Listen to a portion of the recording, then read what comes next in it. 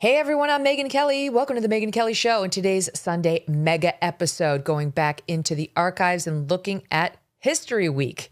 Today, a deep dive into two presidents, Thomas Jefferson and the founding of America, and Ronald Reagan and the assassination attempt against him.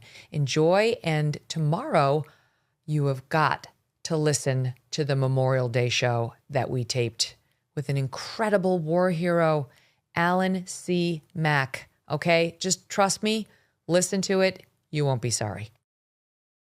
Hey everyone, I'm Megyn Kelly. Welcome to the Megyn Kelly Show. Today we are going back to the time of America's founding to focus on one of the most influential men in American politics, in American history, Thomas Jefferson.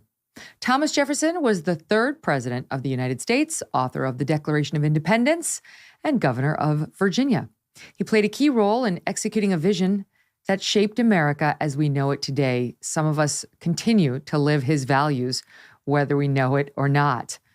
While he led a very successful life, there were plenty of pitfalls, and he, as a man, was far from perfect, something that the left is trying to use in the 21st century to cancel the American icon in an attempt to erase him from history and to make him no more than the sum of his faults.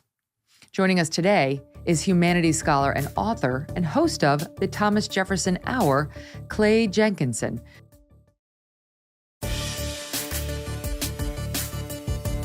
Welcome to the show, Clay. Thanks for being here. Megyn, it's a delight to be here. Eager to talk about this great man. Yeah, me too. So I'll keep it simple and I'll just assume people know only the basics about him and you can fill in the rest of the story. I think most people know that he authored the Declaration of Independence and that you've got Monticello, which was his house. Some of us have seen it on our tours and so on of America, but I don't know how much people know about Thomas Jefferson behind that or beyond that. Now they're hearing every other day that he owned slaves and he needs to be canceled. But you've spent your adult life devoted to letting people understand his full legacy. And I know you believe very strongly that we must understand what he stood for and his words and the meaning behind them, because they really are built into the foundation of where we live and how we live. Give us the broad overview before we get into the specifics on why he's so important to us. Well, there's a biography of George Washington that calls him America's indispensable man, and he was. And probably there's no greater figure amongst the founders than Washington for a range of reasons. But we can't understand the history of this country or its value system until we come to terms with Jefferson. Jefferson, Megyn, really articulated the American dream. First of all, he believed that we're up to it, that we are equal to the challenge of self-government.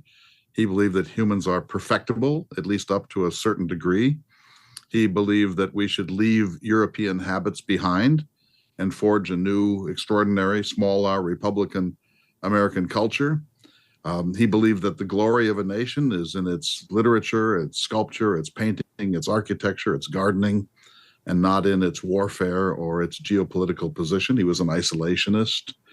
He's really a tremendously extraordinary man. And if there's any figure in our history who is truly a Renaissance man, can arguably be put in the same paragraph with someone like Leonardo da Vinci, it's Thomas Jefferson. He was born in 1743.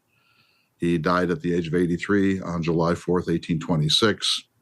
And as you say, he was not just the third president of the United States for 2 terms, but also the governor of Virginia, the first secretary of state, the American ambassador to France, and the vice president of this country under his frenemy, John Adams. How did it come to be that a man as young as Jefferson could write the Declaration of Independence? It's hard to think of, what was he, like 31 when he wrote 33, it? Someplace around there? 33. How did a man of 33 years write that thing? And he wrote it relatively quickly. He did. So he said he consulted neither book nor pamphlet. That may be something of an exaggeration. He was 33. He was the youngest member of the Virginia delegation to the Second Continental Congress. In fact, Megyn, he was an alternate. And he was there and he was shy. He was an exceedingly shy and private person, in some ways even a secretive person. So he wasn't one of those people like John Adams, who stood up all the time and spoke and had opinions about everything and demanded that he be the center of attention. Jefferson was at the opposite end of that spectrum. But here's what he did have. He had spent the first 20 some years of his life reading hard. And when I say reading hard, I mean reading hard. He says that at some points he was reading 15 hours per day. Well, try that for a week. He knew 7 languages, 3 ancient and 4 modern. And more than that, thanks to his first great mentor, a man named William Small at the College of William and Mary, Jefferson read essentially the corpus of Enlightenment texts, Voltaire, Samuel Johnson, Rousseau, D'Holbach, etc. And he absorbed all of these. He had a capacious mind, and he kept a commonplace book. And so he knew more about the history of human liberty probably than any other person in the United States as he sat there in Philadelphia. And secondly, Jefferson practiced being a good writer of English prose. And he prided himself on being straightforward, being clear, not being Ciceronian, being very transparent, using smaller words rather than larger ones, getting always to the point, being brief. And so when this moment came, and they were needing to have a Declaration of Independence to tell the world that we were no longer going to accept colonial subservience, John Adams and Jefferson were placed on this committee. And Adams came to Jefferson in his boarding house in Philadelphia and said, "You must write this declaration. 3 reasons. First, you are a Virginian, and a Virginian must be at the head of this business. Secondly, I, John Adams, am widely disliked and obnoxious, and if I write it, I'll be the issue. And third, you write 10 times better than I do." And you know what, Megyn? He was right. Jefferson is the best prose stylist of the founders. I love that. And I love that self-awareness by Adams, too. It's so funny. So let's back up. So that now we've set him up for the audience. Let's go back to, years 0 through 33 to what got him to this place. He was a Virginian. How was he raised?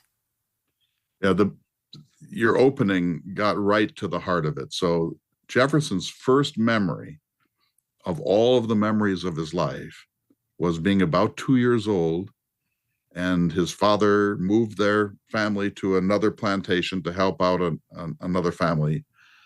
And Jefferson remembers being carried on top of a horse on a pillow by a trusted black slave. So think of that. The first memory of all the memories of his life is of a trust relationship with an enslaved person. He was born into the thick of the slave economy. He valiantly tried to extricate himself at certain points. He was never able to do it. Eventually, he sort of lost interest in it, I think, and became a little bit complacent. But that's the first memory of his life. And when he died on July 4th, 1826, enslaved people built his coffin. They dug the grave in the graveyard at Monticello and buried him. And so his life is enveloped with race and slavery in a way that yours isn't and mine isn't, and the 21st century ours isn't, at least in this country. So for us to understand Jefferson, we have to factor that in from the beginning and throughout. Now, what we make of it is another question. So he grew up in Virginia. He was privately tutored until he was 16 and a half. Then he went up to the logical place, the College of William and Mary. He had a brilliant set of mentors there. He, again, was reading 12, 15 hours per day. And by the time he finished, he was maybe the best intellectually prepared person in America, with the possible exception of John Adams, and the best intellectually prepared president when he became president in 1801 until Theodore Roosevelt. So wait, let me ask you there. It sounds like a rich family. He was born on a plantation. They had slaves, so he had money. What was the family's dream for him back then? Like when he was born, we weren't thinking about American independence. Most of the people living in the colonies were pretty happy with British rule, with some minor complaints that it grew over time. But what was the family's dream for him? That's a great question, Megyn. So he never intended to be part of a revolution and wasn't too happy to be in it, frankly. He thought that he would grow up and he'd have some civic duties. He might be a justice of the peace. It's arguable he could attend the House of Burgesses as a delegate. Maybe he'd be governor of Virginia. And they sort of took their turn, the elite. But he did not expect to be a figure that we're talking about. I can tell you that. And he was a little surprised when it all came, and not particularly well fitted for it either. He was shy and he was thin-skinned. And you know, as well as anybody, you have to be thick-skinned to be a public figure in the United States then and now. He grew up in privilege, but not luxury. His father, Peter Jefferson, was a sort of self-made man, but he married into one of the most prominent families in Virginia, the Randolph family. And so there were expectations for Jefferson that a regular person in Albemarle County, Virginia, would not have, that he was going to have to play a role. But that role might have been quite small. And if it weren't for the revolution, we might not know his name, except for the magnificent beauty of his architecture. So how did he get pulled into that, right? So he finishes college at the College of William and Mary. He's very well read, very well educated, and prepared for whatever life's going to throw at him. How do we go from that to the Declaration of Independence, becoming president? I mean, it all happened very quickly. You know, when you look around and you realize that things have to change, that the colonial relationship had broken, there had been a whole series of warm-up events from the Stamp Act and the Townsend Acts and the Boston Tea Party and so on. Jefferson came to the conclusion that we were going to have to break with Britain because he believed in the sovereignty of the people, that people are entitled to self-government, to self-determination, and that we were really suffering under British colonial tyranny. And as he says in the Declaration of Independence, we should not have a rebellion for light and transient causes, but when there's a long train of abuses and usurpations showing a pattern of abuse, then we not only have a duty, we not only have a right to rise up and overthrow that government, but we have a duty to do so. So he was drawn in by his reading and by his awareness of what was happening. And then in 1774, he wrote a pamphlet, which was published without his permission, called A Summary View. And everyone in all the colonies thought, this is a young man to reckon with. This is a great thinker, and even more, a great articulator of the American position. And so he was then drawn into the national councils because of his genius. So I have people on the show all the time who I love because when they speak, they espouse some sort of an idea in the most articulate and interesting way. And it's an idea we may have discussed on the show 1,000 times before, but the way that they articulate this idea is, I say, like cool water on a hot brain. You're just like, yes, thank you for saying that. I finally get it. I've heard it 10,000 different ways, but now I get it. He was that guy. He had that clarity, Megyn. You know, Alexander Pope, the British poet, said that wit is what oft was thought but never so well expressed. And that's Jefferson. You know, anyone could have written the Declaration of Independence. Adams had the chance to write it. Others were more prominent and were senior to Jefferson. But if they had written it, it would, I think, be regarded as a sort of routine state paper today. What Jefferson brought to it was that incredible lucidity that you're talking about, and a kind of passion that was under tight rein, that he controlled that passion. And then he found the 35 most interesting words in the English language. We hold these truths to be self-evident, that all men are created equal, that they are endowed by their creator with certain unalienable rights, that among these are life, liberty, and the pursuit of happiness. Nobody else could have done that. Nobody else could have written that sentence. Imagine John Adams writing that sentence. It would have been 2.5 pages long with footnotes and arguments and scholastic logic and attacks on his enemies. Jefferson knew how to get to the point. You know, he wrote 83 volumes worth of letters and so on. I've never read a single paragraph of Thomas Jefferson that wasn't immediately clear. Ask that of any other person you've ever heard of. Every time you say it, or I hear it, or I read it, I get the chills. You hear those words, especially spoken out loud, no matter how many times, right? It gives you a chill. That's him. I mean, imagine being the person who had that effect on humanity, on an entire country full of people for centuries. Like, it just gives you some perspective on his gift.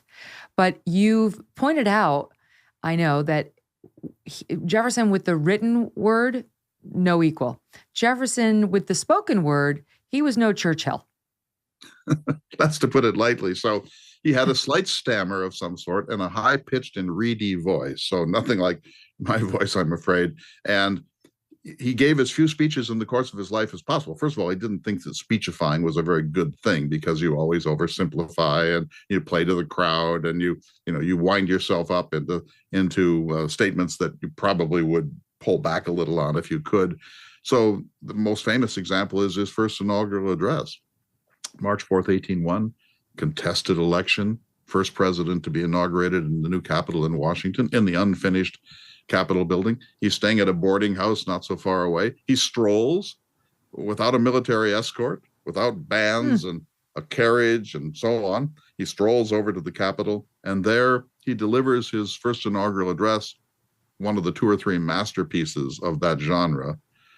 But he mumbled, and he was so quiet and soft-spoken that people were leaning forward. There were about 1,000 people there, and they wanted to know, because he regarded this as the Second American Revolution. So they wanted to know what's this guy going to bring to us? How many radical changes is he promoting? Because a lot of people had fears that Jefferson was too radical, spent too much time in France. And so Jefferson reads out this magnificent inaugural address in which he says, "Every difference of opinion is not a difference of principle. We are all Republicans. We are all Democrats, all Federalists," he said.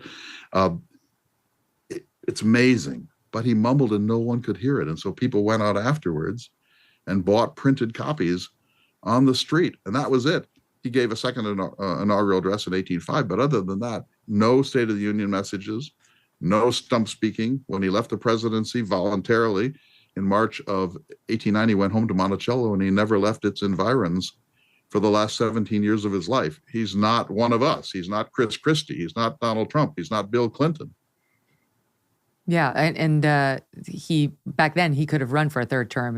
He wasn't limited by the 2-term. Easily won. Yeah, exactly. So he voluntarily walked away. So before he gets to the presidency, because I think that the run for president is very interesting in his case, and how I've heard and read you discussing how contentious it was and ugly. We think that we live in the ugliest political times ever.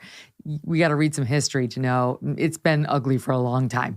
But before all that, talk about the American Revolution. You mentioned he was part of the Continental Congress, this American group that was helping advise on the war while it took place from 1774 plus 4 years, and he was part of that. So how did he get pulled into that? Was it because of the treaty that you mentioned, or what was the name of the paper that got Summary published Review, against yeah. his will? He got pulled in because of his Review. capacity as a thinker and a writer, and then he became the governor of Virginia during the darkest period of the war. He had a good war and a bad war, but mostly a bad war. He's not a warrior. He's not Washington. He's not even James Monroe. He's a philosopher, and he's a thinker, and he's a little bit, he's so refined that it's hard to imagine him with a musket in his hand. You can't imagine him at Valley Forge because he's a creature of enormous comfort. So he's sort of a penman of the revolution. He became governor. Just at that time, the war went sour, and the British invaded the South, invaded Virginia. Jefferson handled it pretty not well, let's say. And in fact, he was investigated for malfeasance because the British invaded all the way up to the capital at Richmond and scattered the government. And eventually Bannister Tarleton brought some dragoons up the hill to Monticello, and Jefferson fled into the woods, which I suppose was a rational thing to do. But he never lived that down. He never was able to. Right, he was found guilty of cowardice. And so Theodore Roosevelt, for example, couldn't stand Jefferson because Roosevelt goes where the trouble is. Roosevelt jumps right into the fire, right into the battle, right onto the grenade. And he thought Jefferson was the kind of person who slips away. And it's a little bit true. And so at the end of the war, Jefferson's career was in disarray. His wife had died at the age of 33. He had almost what we would call a nervous breakdown over that, I think. And it looked as if he was done. He'd live out his life on his plantation, but in kind of disgrace. But Madison got him sent over to France to serve as the American minister there, and Jefferson recovered, and he came back, and things, of course, went from strength to strength with Jefferson. But the nadir of his career was being governor of Virginia. And here's what the takeaway from that is. He learned a lesson. he was such a small R Republican that he read his job description in the most minimalist way.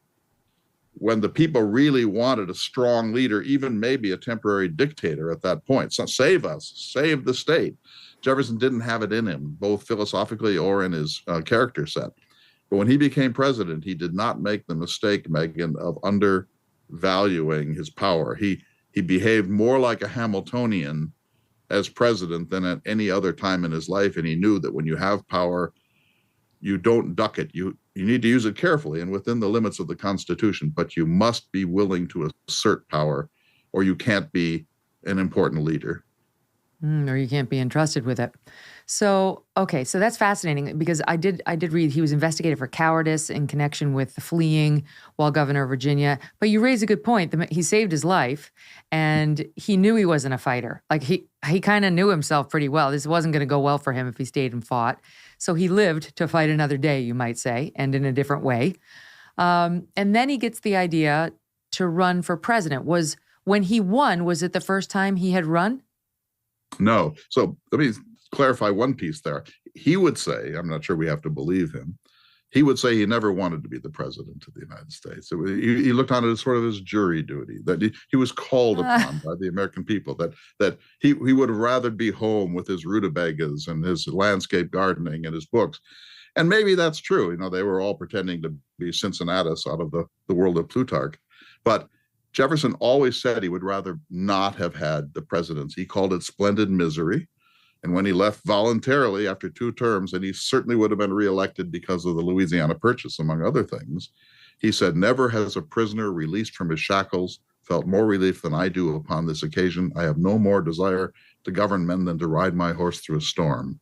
Well, maybe. He's no Bill Clinton, who wanted to be president from 16. And maybe Jefferson is putting it on a little thick, but he stood for the presidency reluctantly in 1796, pushed forward by others.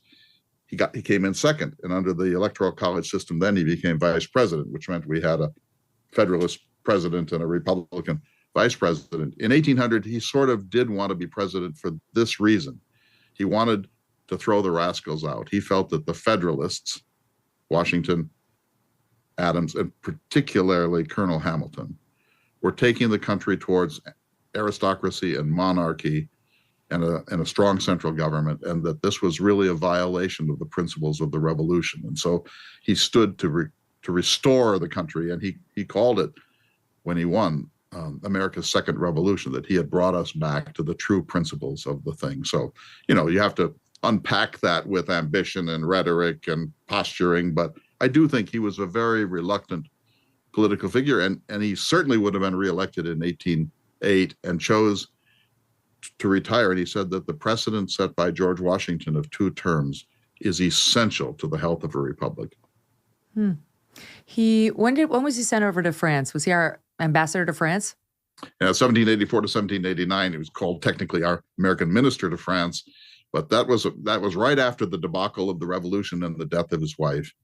And he went to France, and he did recover, Megyn. He fell in love with French high culture, the sculpture, the painting, the music. He said, if there's one thing I covet in violation of the 10 Commandments, it's European music. He fell in love in Paris, a British-Italian woman named Maria Cosway, the last love, I think, of his life. She was married, and it was sort of what happens in Paris isn't going to really work very well back in Virginia. But he lost control of his head, which almost never happened with Jefferson. He went into northern Italy, doing so with a map to try to figure out how Hannibal had come over the Alps with his elephants. Jefferson was one of the most curious men who ever lived on earth. And so he had a great 5 years in France, and he toured wine country, and he became America's first true wine connoisseur and the wine advisor to the other 4 of the first 5 presidents because of his mastery. Everything Jefferson touched, he mastered. And, Right. One definition of genius, Megyn, is it's an infinite capacity for taking pains. And if ever that were true, that's Jefferson. Now, this woman you mentioned in France was not his first love. You mentioned his wife, Martha, right? I think he had a Martha too, in addition to the most famous Martha, Washington. So he fell in love with Martha. She died at a young age. And I always joke with my husband, Doug. I'll say, honey, God forbid anything should happen to me, and after a suitable time, you meet a nice young woman and you fall in love and, you want to get remarried, you must never do it. Never. I will haunt you from the grave. I will haunt you. This woman actually kind of said that, and that was the deal that was struck before she died. That's the family tradition, that as Martha was dying at the age of 33 from complications of birthing her sixth child, she was almost continuously pregnant, no birth control in those days. She is said to have brought the family in and Jefferson by her side at her deathbed. And she said, I want you never to remarry, and I want you to pledge not to, because she had been, in her mind, the victim of a stepmother. And so that's the family story. Whether it's 100% true, we can't know, but probably it's true. Jefferson never did remarry, as you know, although he found other ways of fulfilling his sexual and romantic life. We know that now. The French gal was just one example. We'll get to the others. Yeah. So, you remind me when you talk about your husband, Doug, Theodore Roosevelt, first wife died. She was just 23 of Bright's disease. And he was a Victorian, so he was never going to remarry. Well, he did. He married his childhood sweetheart, Edith. And thank goodness he did, because it really was the making of his greatness, I think. But he said to his sister, Bammy, when she found out that he was engaged, he said, you have to hope there's no heaven, because if in heaven we meet all those that we loved in life, this is going to be awkward. That's amazing. Unless it turns out that we're just these recognizable souls who know and love each other without that identity on us, Like, I love the theory that you travel through this world with the same sort of set of souls who are important to you, and they may come back in different forms. It could be your wife in the next life. It could be your child in this one. I don't know. Who the heck knows? But it's fun to think about, sort of. And then it's kind of depressing. Okay, so he's heartbroken. He goes over to France. He finds a woman with whom to spend some time. She's married. She's French. It's not going to work out, but a soothing bomb nonetheless. He moves back to America, and bam, things start happening for him on a great and next level. Sometimes when you mentioned the Nader when he was governor of Virginia, boy, oh boy, who knew? Like, if he could have just been shown the crystal ball then of how life would work out and how revered he would become and that he would be the president of the United States, little did he know. So he runs for president, doesn't make it the first time, becomes vice president, and then he runs after Adams. And that run was ugly. That was really ugly. Right. Tell us about it. Well, first of all, the 1790s were a depressing crisis decade in America, because the revolution was over. The new Constitution was in place, largely the work of James Madison and secondarily Alexander Hamilton. Now the question was, Megyn, we have our independence. How shall we interpret it? Who are we? How much government do we need? What's the relationship between state government and the national government? Should the president have powers beyond strictly enumerated powers in Article 2 of the Constitution, etc.? All these questions about what really it amounts to, what is the meaning of the American Revolution? And on the Hamilton side, and he was enormously powerful and much more active than Jefferson ever was. Jefferson always had to play the languid aristocrat, was above all of this. Hamilton would get right down in the mud. And Hamilton wanted a high-toned central government, and he thought that war and militarism were glorious things. And he wanted a national bank, and he wanted to give special incentives to infant industries and to have a mixed economy. And on the other hand, here's Jefferson, who wants an agrarian culture, those who labor in the earth are the chosen people of God. And he wants a limited government and state government to be more powerful than the national, and to be a nation uniquely dedicated to peace, and so on. And so they're at each other's throats in the cabinet of George Washington. And Jefferson finally leaves because he can't stand the sheer political intensity of it. He's a harmony obsessive, which is a problem in a political figure. So anyway, He stands against Adams, loses, becomes his vice president, stands a little bit more willingly in 1800 and wins. But the election was contested because under the rules of the Electoral College at the time, the person with the most number of votes becomes president, and the person with the second most number of votes becomes vice president. Doesn't have anything to do with parties. And so when Jefferson stood for the presidency in 1800, he got 73 electoral votes. He defeated John Adams. But his vice president, Aaron Burr, also got 73 electoral votes. And the Constitution doesn't know how to understand this. All it saw was a tie. You know, everyone knew Jefferson was president and Burr was vice president, but the Constitution didn't know that. And so, as you know, that puts it into the House of Representatives. The House of Representatives votes by state, one vote per state, not by individuals. And this was the outgoing Federalist House of Representatives, filled with people who either loathed Jefferson or worried that he was too radical. And so they tried to make an accommodation with Burr to put him in the presidential chair and oust Jefferson, which they were within their constitutional rights to do, by the way. The House has enormous power in such situations, and we may see it again. But this got so intense, it took 36 ballots in the House of Representatives before the Federalists finally gave up and let Jefferson be installed. And during that time, there was talk of civil war. And Jefferson's protege, James Monroe, down in Virginia, the governor, actually began contingency planning for a militia that would invade the District of Columbia to take the government back for Jefferson if necessary. And Federalists were doing something similar on the other side. Jefferson predicted that the country might collapse if he were not installed as president. And so when we think that we live in a crazy time, think of January 6th or think of the election of 2020. It was crazier then, and this blows doors on that. Fortunate. Sorry? Yeah, I was just saying, this blows doors on that. This blows doors on January 6th. This is actual potential insurrection being planned. There's some story about Jefferson paying off the media to do hit pieces on Burr. Like, I think about it from my business because, you know, the media gets used today in very different ways that are objectionable. Not a new thing. Well, Megyn, I'm going to quibble with you just slightly. You're basically right. Jefferson paid an unscrupulous journalist, if you can call him that, named James Callender, to write negative things about the Adams administration. And Callender went way too far and got very personal and ugly, and it actually spoiled Jefferson's relationship with Abigail Adams and nearly destroyed his relationship with John Adams. And Jefferson was guilty. He was paying this guy. And then when it was found out, this is the less admirable side of Jefferson. When this became clear, he said, "Oh no, I was just giving him grocery money. I no more suspected he would write ugly things about Adams than the man in the moon. No, I mean, he was a poor man. I wanted to encourage him. I'm not responsible for the stuff he wrote." And everyone who knew Jefferson lost respect for him over this. It's one thing to do this.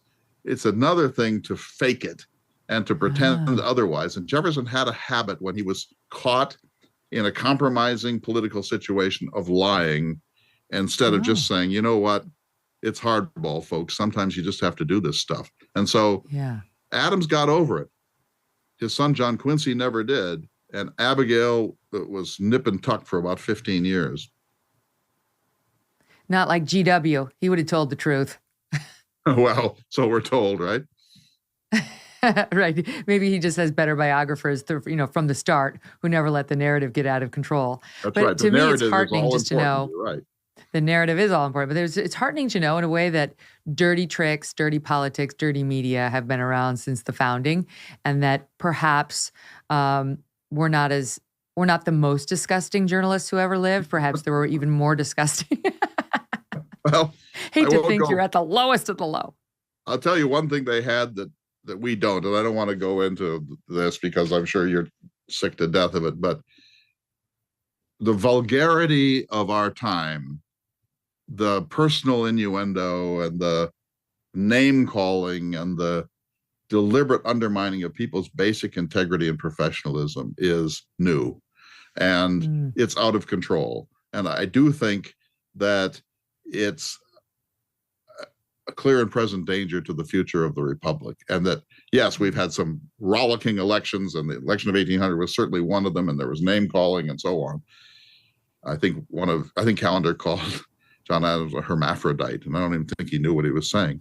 But we are now in a period recently of intense guttering, and Jefferson would walk away. I mean, Jefferson would walk away from that sort of thing because he couldn't take it.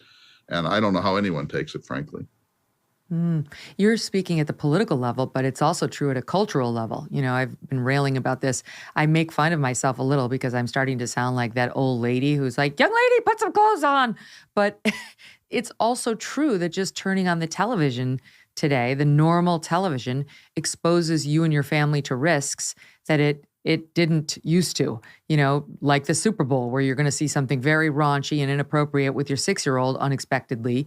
It's just our culture. You look around now and the, you know, just gratuitous nudity and vulgarity, it seems to be everywhere in a way I'm sure those guys could never have imagined.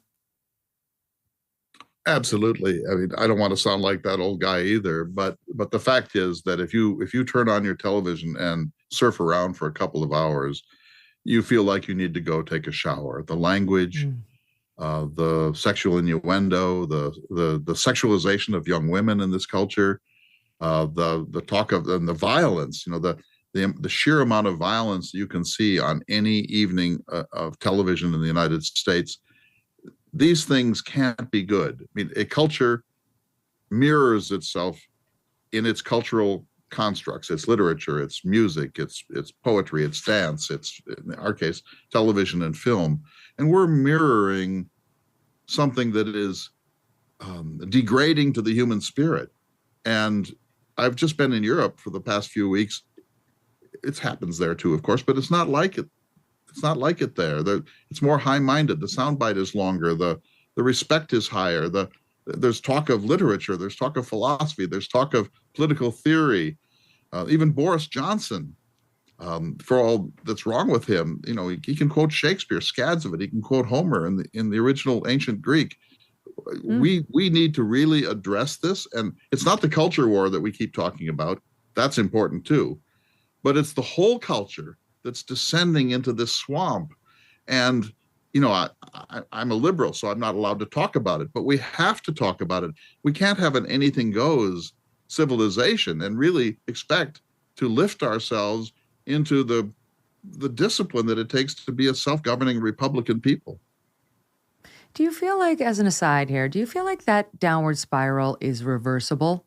Because I don't remember any time over our history where we've gone down and then we've gone back up. You know, we've tightened our standards. We've gotten a little bit more elegant and sophisticated and kind and better read. And I just feel like it's been a slow downward spiral culturally to the point now where people are spending their day on their phone looking at XXX porn. You know, it's like, how much lower can you go? But it does, I do ask myself all the time, is this rock bottom? Perhaps we're hitting the bottom and we can now go on an upward trajectory where we start reading more and we start rejecting these base instincts. What do you think? Maybe. I think it's possible for a culture to reverse itself. We have renaissances and we have reformations and we have the Enlightenment, but I don't see it coming, Megyn. And I think we're not quite at the bottom yet. But here's the problem. Even if we got a little more civil, you know, Jefferson, if he stands for anything, stands for civility, that he would say, I disagree with what you say, but I defend to the death your right to say it. Or he would say to you, if you and I disagree, Madam, I disagree with you, but let us disagree as rational friends. You know, let's not take this personally. It's important that we have different points of view in a free society. It's a free marketplace of ideas and so on. So yes, we might get a little more civil. I think we're going to pull back from this brink. And I do think, I don't want to talk about Donald Trump, but I do think he was sui generis. He was a unique figure. And so that's going to be, he's distorted the lens a little bit. But I think we're going to pull back. But aren't we both thinking about him? Of course, we're both thinking about him right now. I mean, it's like, how could we not? When you were talking, I was definitely thinking about him because, yes, some of his principles are Jeffersonian. He definitely wanted smaller government. He rolled back regulations. He's more isolationist than we've seen from the Republican Party or lately from the Democratic Party. But everything you said about civility, no, hard stop. Agreed. So let's say we can pull back from that brink, and I think we can a little bit. That doesn't bring Paradise Lost back. You know, in other words, things that drop out of the system because we no longer have the critical capacity to read hard literature. We don't have the desire to read literature. We've dismissed a lot of it as somehow dead white males or whatever, or, you know, it's triggered some response or other. And I'm for trigger warnings, and I'm for sensitivity and expanding the canon within reason. But when you drop a great book, let's say you drop Dante's Inferno out of the curriculum, it doesn't come back 40 years from now. It never comes back, because how would it? Under what circumstances would Chaucer be rediscovered after he fell out of the curriculum for 2 generations? And so we're in danger. And I don't want to go too far with this, because cultures are very vibrant, and America is the most vibrant culture on earth, I think. But I think we are in danger of jettisoning some of the greatest works of art and literature for knuckleheaded reasons, and that this really is a sign of a national decline. It's depressing, but it sounds right.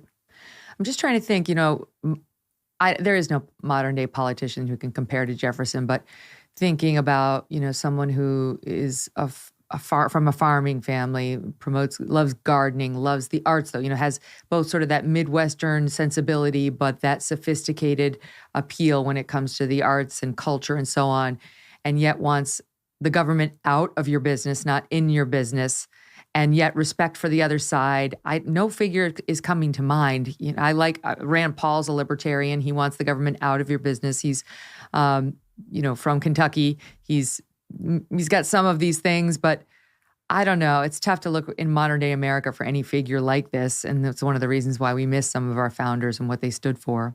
Let's go back to so he gets elected. He gets in the White House. And by this point, refresh my memory, because I know the capital used to be New York. Then at some point it gets moved to Washington. When he was president, was it already in Washington? It was, yes? So the District of Columbia came into its own in 1800. So the Adams, John and Abigail, lived in what we call the White House for a few months. It was completely unfinished. And, famous talk about hanging her laundry in the East Room, and they still hadn't plastered all the walls, and there were no steps into it. And it was a mud, no landscaping. Jefferson becomes the first president inaugurated in Washington, and he does a lot of improvements to the White House, as you would expect. Every time he moved into any building for any length of time, he remodeled it. Even rental properties in France, he spent fortunes to remodel places you can only spend 3 or 4 months in. This is why, of course, he died helplessly in debt. But he improved the White House, and he's the first president really to make the case for Washington. Albert Gallatin, the Secretary of the Treasury, said, every member of Congress and the cabinet detests Washington without a single exception, because it was just mud and pigs and swamps and the miasma of a summer in Washington, D.C. Jefferson saw it as this beautiful new symbol of a new nation dedicated to new principles. And of course, he was right, but it was a rough time. So Jefferson is the president in Washington. He has a staff, Megyn, of 1.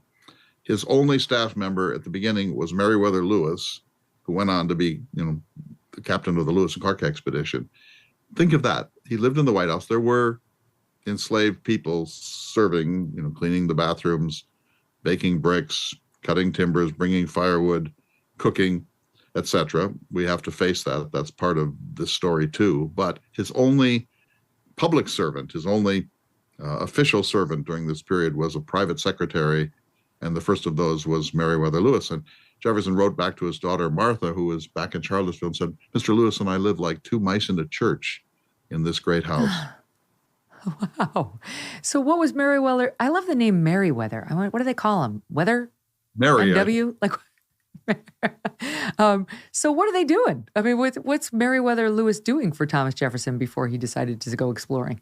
He's an aide de camp, so Jefferson sends a message to Congress. Lewis takes it. Jefferson's daughters came to visit. Lewis met them on the outskirts of Washington, helped them to do the shopping that they would need.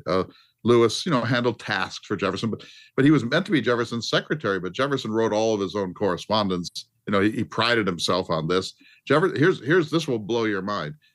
They only had 4 cabinet ministers then, a very small government, but Jefferson insisted on seeing every document from every cabinet office before it went out. Nothing could ever leave the executive branch of the government until Jefferson had had a chance to review it. He was administratively maybe one of the greatest administrative people in the history of the country. He had an enormous capacity for this sort of thing. Get up, spend 7 hours at his writing desk, absorb masses of information, write 3 personal letters, 7 public letters, review a treaty, maneuver.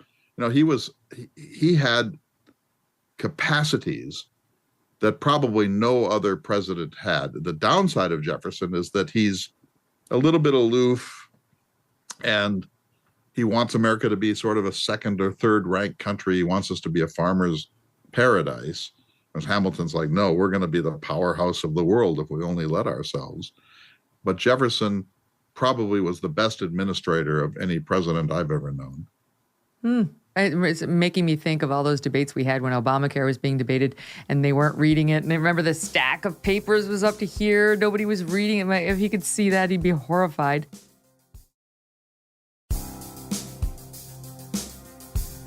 So what did he do once he took over as president?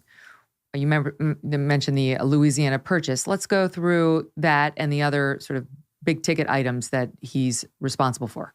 So above all, he balanced the budget. Jefferson believed that a national debt is a national disgrace, that it's a way of taxing our children and grandchildren without their consent. He wanted a constitutional prohibition on a national debt except in emergency situations. And he wrote a famous letter to Madison from France in which he said a national debt that goes beyond the generation that undertook it should be declared null and void under natural law. That was his famous Earth Belongs to the Living letter. So he was a fiscal hawk, and he really hamstrung his administration by devoting 73% of annual revenues to debt retirement. So think of that. 73% of the $10 million per year that came into the federal coffers, Jefferson devoted through Gallatin to debt retirement, and he retired 37% of the national debt, Hamilton's gift to America, during his 2 terms, and Madison then went farther down that path. So that's number one. Number two, he's trying to get access to the Mississippi River into New Orleans because everything west of the Appalachians found its way to market down the Ohio and the Tennessee rivers into the Mississippi, into New Orleans, and so on. And so whoever controlled New Orleans controlled the economic destiny of the country. And the Westerners are very restive and demanding that he do something to keep the Mississippi River open. And so he sends James Monroe to join Robert Livingston in Paris to try to open the Mississippi. And they're prepared to spend $6 million to buy the village of New Orleans.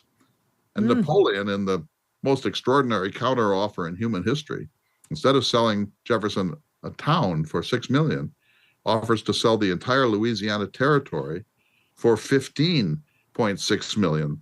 And Jefferson bought, without really wanting to, 828,000 square miles and 575 million acres at 3 cents per acre. So it's like one of the greatest accidents in human history, but Jefferson had the good sense to accept a bargain of that sort when he saw one. And we've carved, 11 states out of the Louisiana territory. I live in one in North Dakota. I mean, this was the greatest land sale in human history.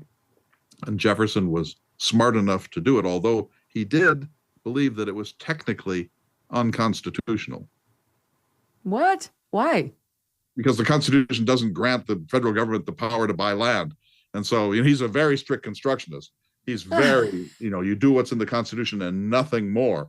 And so he looked at it and said, no, I think this is illegal. And so he actually, in the summer of 1803, when this was all happening, wrote 2 amendments to the Constitution, the proper mechanism, one to authorize the purchase and the other to authorize the incorporation of the new territory by way of new states. And Madison, who was way, shrewder than Jefferson, his Secretary of State, said, are you nuts? Just do it. You will be committing the greatest crime against the future if you turn this thing down on a constitutional scruple. This doesn't happen in the world. And he said, the people will forgive you, which they did, of course. And he said, the president has to have some implicit power to do great things for the country. Come on.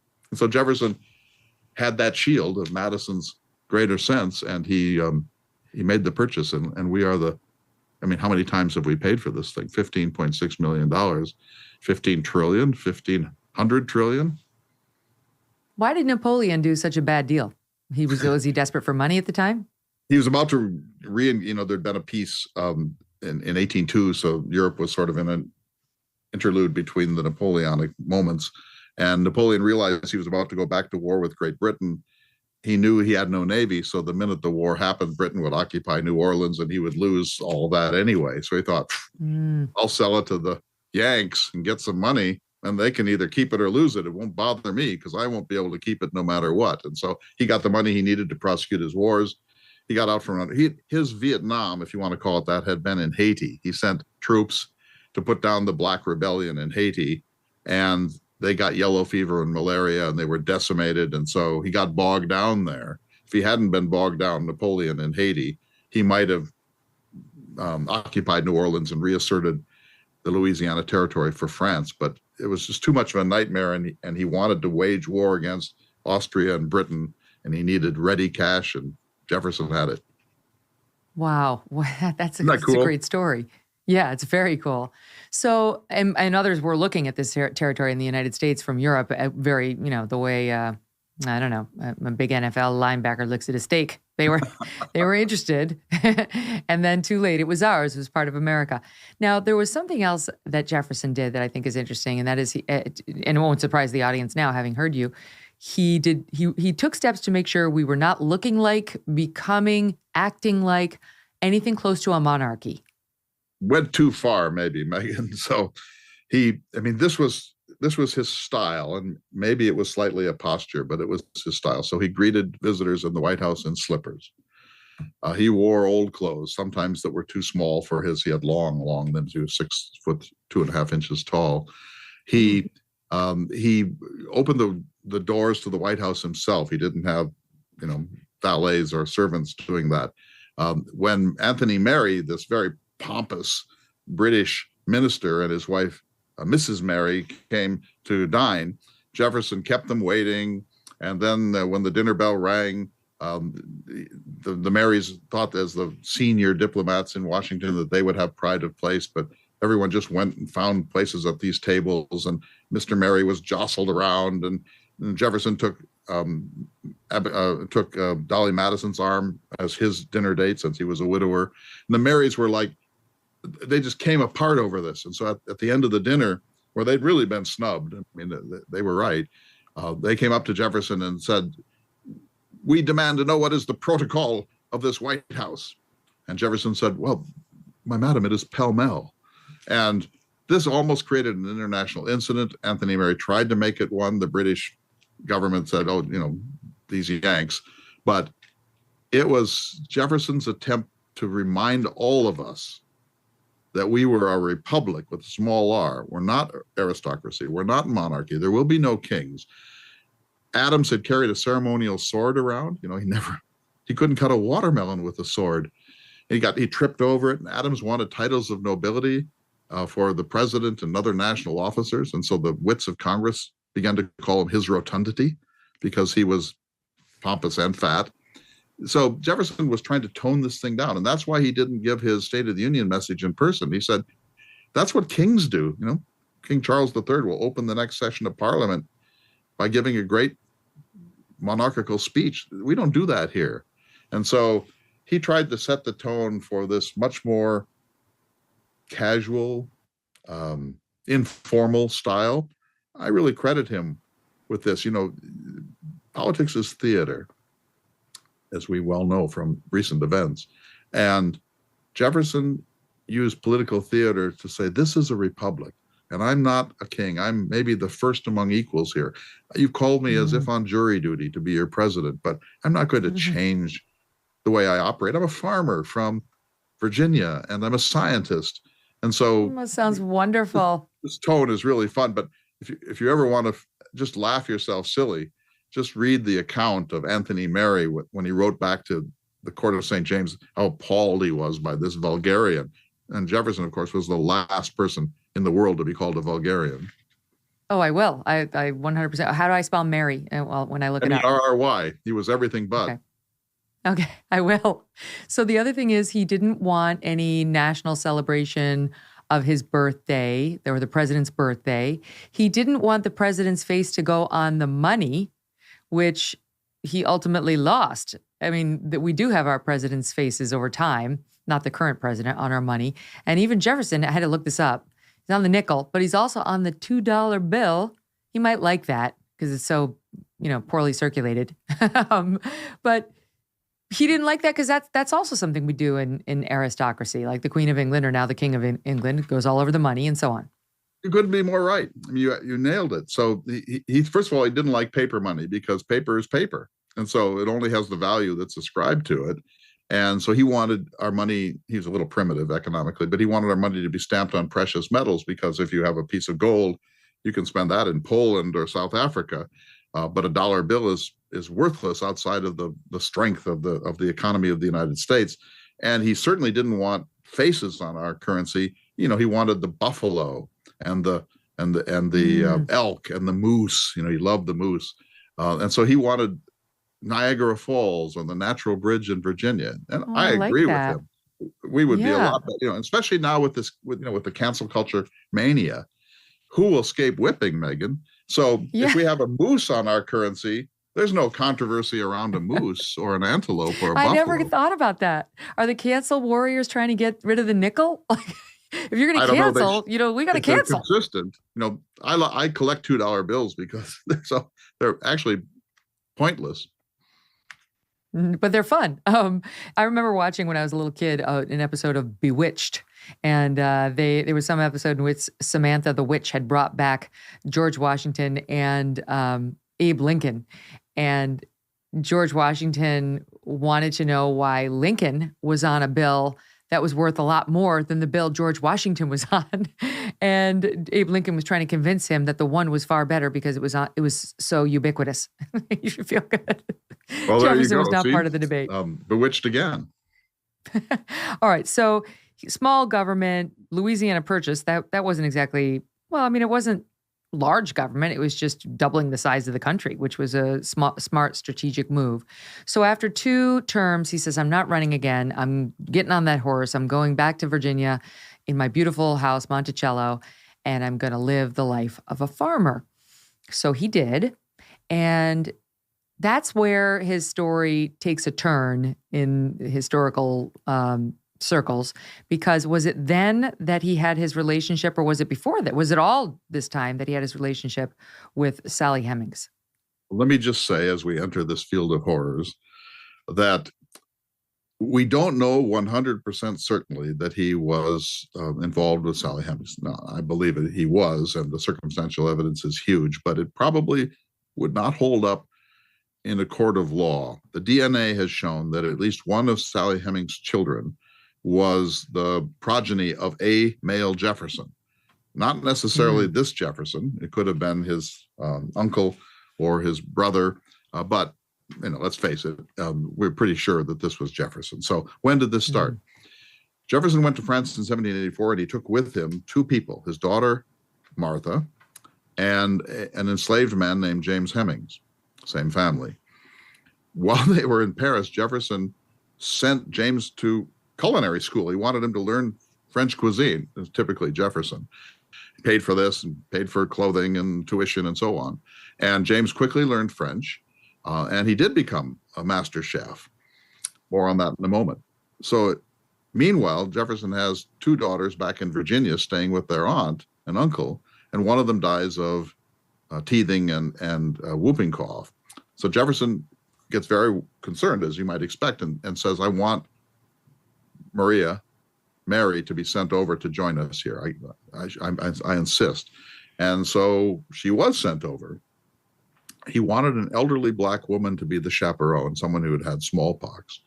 And for reasons that have never been explained, his kin sent his 9-year-old daughter with 14-year-old Sally Hemings, sister of James Hemings. So here's a 14-year-old chaperone leading a 9-year-old Virginia girl across the Atlantic Ocean to catch up with her father.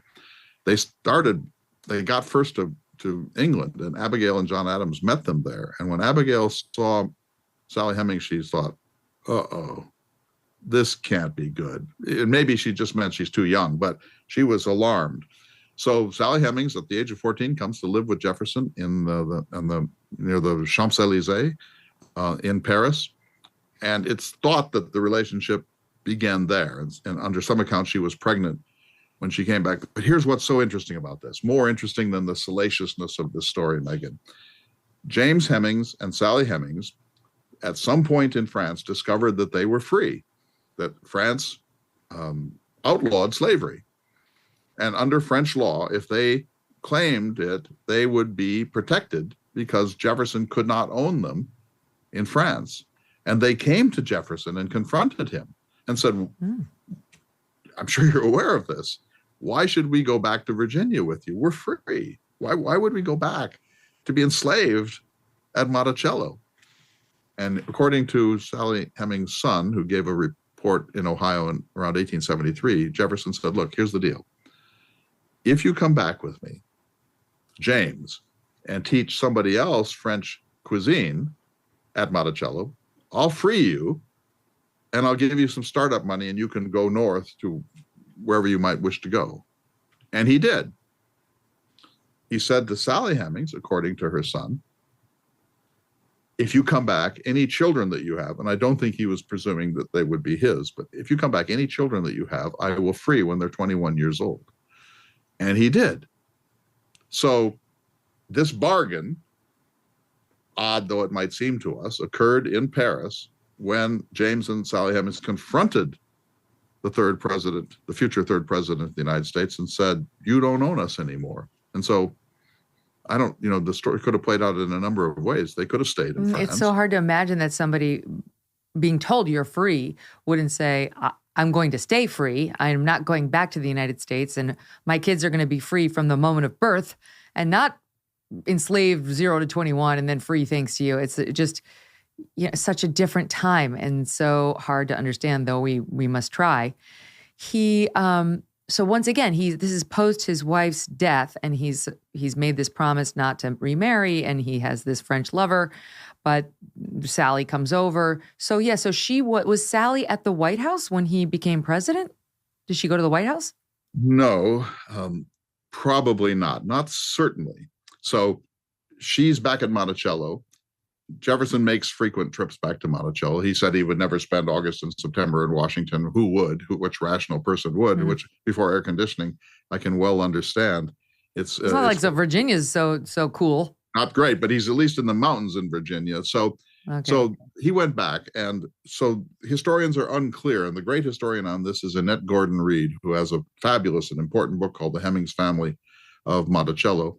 But she may have been in Washington for short amounts of time, but probably not. But here's the thing. Dumas Malone, the great Jefferson biographer, who's been dead now for a quarter of a century, but he was sure that the Sally Hemings story was fake news, let's say. And he decided to prove it. So he studied Jefferson's comings and goings.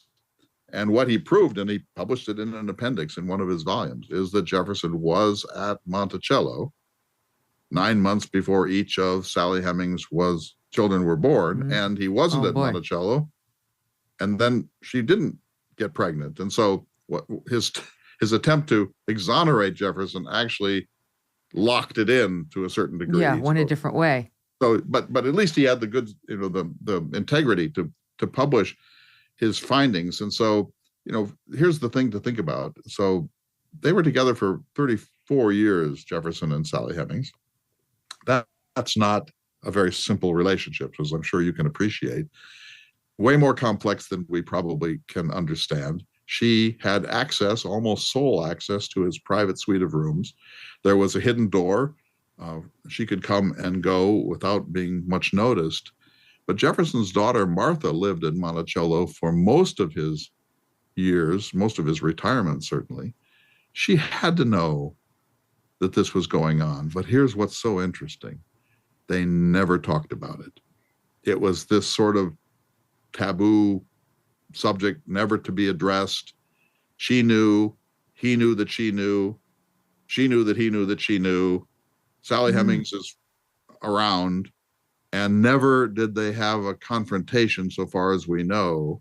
And after Jefferson's death, his daughter Martha brought in her children when she was dying and showed them some document to prove that Jefferson could not have been the father of Sally Hemings' children. So a family narrative, let's call it, I almost said cover-up, emerged early, and they fingered his nephews, Samuel and Peter Carr, as the likely impregnators of Sally Hemings. They've been exonerated by DNA, and so far as we know, the DNA points to Jefferson. So just think about that for a moment, Megyn, that this whopping secret of a cross-racial relationship that can't be simple opportunism. It's something more than that, surely. It's going on for decades in a house where there are really not many places to hide. And Jefferson, because of the sheer force of his sense of himself, makes everyone around him not talk about it. What was I understand slavery was lawful back then, but what would the culture have been around that kind of a thing? Would it have shamed a slave owner like Jefferson for doing this kind of thing, or was that par for the course? It's par for the course. I'm guessing that this sort of thing was not universal, but very nearly so. And by the way, when the story broke in 1802, it broke during Jefferson's first term. So imagine his humiliation, this extremely private man. This had to be one of the hardest periods of his entire life. And it broke, and it was debated in different state capitals and so on. But John Adams, as usual, was shrewd and wise. He said, I don't know that this is necessarily true of Jefferson. It sounds a little out of character. But he said, I'll tell you this. It follows from slavery. If you own another human being, you can buy and sell that person. You can whip that person. Under certain circumstances, you can kill that person with impunity. You can divide families. You can do whatever you want, basically, without any intrusion by outside forces. Why would we ever think there's a line in the sand at sexual privacy that's not going to be crossed by people who own and whip other human beings? And of course, he nailed it, as always. I mean, that's exactly right. So let's say Jefferson didn't do it. Let's just assume that the DNA comes out and he's exonerated and it was his uncle. The story is still true, right? Because it's universal, and slavery invites every form of abuse. So there's no answer to this. I mean, it used to be that people tried to protect Jefferson, say it couldn't have happened, and so on and so forth. I have one law of life. All bets are off below the waist. There's nobody that you can know about their most intimate lives. Good law. For sure, ever. Yeah, it's a good law. And you spoke about what he said on his deathbed to his daughter, or what Martha, his daughter, said. He said, right. Sally had a different story to her children on her deathbed, as I understand it. Well, so her sons went to Ohio. So Sally was 3/4 white, and her children there would have been 7/8 white, and several of them were white enough in appearance to pass. That was the word used then. And Jefferson allowed several of them just to sort of walk away and be absorbed into the larger world. But several of them who were freed chose to live their lives as African Americans. But at any rate, Sally Hemings, late in her life, and after Jefferson's death, she was allowed to walk away and live privately in a small house in Charlottesville. She was never freed, but she was allowed to walk away. Late in her life, she seems to have told her sons what her truth, and that truth was what I told you about the confrontation in Paris and the fact that all of her children had indeed been freed, and that Jefferson was the father. He didn't pay particular attention to these children, didn't claim them as his own. So this is a very fascinating, troubling, hard to understand thing. As you said earlier, we can't get our brains around this sort of thing today. Yeah. Things have changed. How could somebody so dramatically. heroic be so horrific at the same time? And it's just, you have to understand it through the eye of the cultural times. I mean, we can't even understand slavery. It's like, how can you understand slavery at all? It was it's not like nobody recognized how horrible it was. The country was extremely divided over it, and what would wind up fighting a civil war in part over it. But there were lots of people who were engaged in it, who had been born doing it, like Jefferson's family, and who, I don't know, I can't say that he didn't think there was anything wrong with it, because I know, weirdly, at the same time he was exploiting it, he was also occasionally trying to end it. It seemed like he kind of knew it was wrong, but he wasn't ready to let go. I don't know if you can liken it to some sort of an addiction. It was like he recognized it was wrong, I think, but he just wouldn't stop doing it. Well, let me try to just give the tiniest answer to this, because we could spend days talking about this now without probably clarifying it much. But a couple of things. First of all, what will they say of us? 200 years from now, what will they say of us? It's not going to be pretty. If I knew where my coat was made and my shirt, I'd probably have a hard time sleeping tonight because they weren't made in Ohio. I can tell you that. And the conditions under Or how which they tested your shampoo. Exactly. So, we're complicit in ways that we would rather not address. And we also, when the epitaph of America comes out, they're going to say they burned oil. I mean, this miracle carbon, they used it as a fuel. Are they nuts? So what will they say of us? And you know what Hamlet says? He says, treat every man according to his deserts, and who shall escape whipping? I'm for that. Number two, it was a different era, but most of Jefferson's closest friends were abolitionists. Thomas Paine, the philosophe Condorcet in France, Lafayette came back and he confronted Jefferson about this. Richard Price, Joseph Priestley. It's not as if Jefferson was surrounded by people who were complacent about slavery. The people that he loved and respected were Enlightenment figures who all understood that slavery was a terrible thing. And let me just say this much more, Megyn. If Jefferson had been born in Philadelphia or New York or Boston in a family that owned no slaves, nobody would have been a greater antagonist to slavery than Thomas Jefferson. So there's the tragedy of it. In other words, He meant it when he said all men are created equal. Jefferson's instincts are all for human liberty. He was tragically born into Virginia, and to a certain degree, he was not going to get out from under this. He could have done more than he did. There's no question about that. And he became somewhat complacent later in life. But the tragedy is that he was plopped down into the world where this was routine. And amongst the slave owning class, he was one of the more enlightened ones. It got way more vicious at the other end. I'm not trying to defend him in any way. I'm merely saying, no, just explain. That Jefferson, had he been born in London or Philadelphia, would have been the greatest spokesman for abolition that existed in that era. Didn't he have something? I'm trying to rack my memory. Didn't he have something in the original draft of the Declaration, perhaps speaking to this, and he took it out because he knew that there wouldn't be support for it amongst the southern states? He didn't take it out.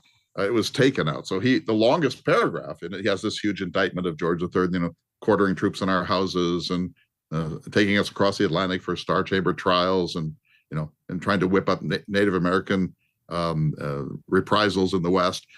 The longest single paragraph in that indictment of George III says that he has waged war against human nature itself by perpetuating the slave trade. Jefferson says, if we've tried from time to time to do something to restrict the slave trade, and every time we do, the British Crown or the British Council or the Parliament vetoes it. So he's blaming, this is a little disingenuous, but he's blaming the British for the problem of slavery, that it somehow had been kind of imposed on us by outsiders, which is not true. But there's an element of truth in it. And that paragraph was removed at the insistence of the Carolinas and Georgia because we needed unanimity. Then the Constitutional Convention occurs in 1787. Jefferson wasn't there. They kicked the problem of slavery down the road with the 3/5 clause, the fugitive slave clause, and way so down. On. We have kicked it down the road, and we thought it was over in 1865. But as you so well know, its after effects, its implications, its ramifications are not over yet. And I think one of the things we're going to have to do as a people is we are going to have to wrestle this thing to the ground. Lincoln said we can't go on until we free the slaves. Fair enough. Lyndon Johnson said we can't go on until everyone has equal voting rights and so on, rights to transportation, to housing. We still have so much work left to do, and it's going to take all of us, and we're going to have to face up to this. And I know that's where a lot of the cultural wars wind up, but we are going to have to wrestle this thing to the ground in a way that produces a new national narrative and does substantial justice to this lingering poison in our national consciousness. It's so hard because it's been so politicized and it's become partisan. It's no longer, this is a stain on the nation with which we all must deal. It's more like you're in your camp. It's become a political football and you resort to your political corners. So I don't feel particularly hopeful about that particular, quote, courageous conversation. I hope I'm wrong.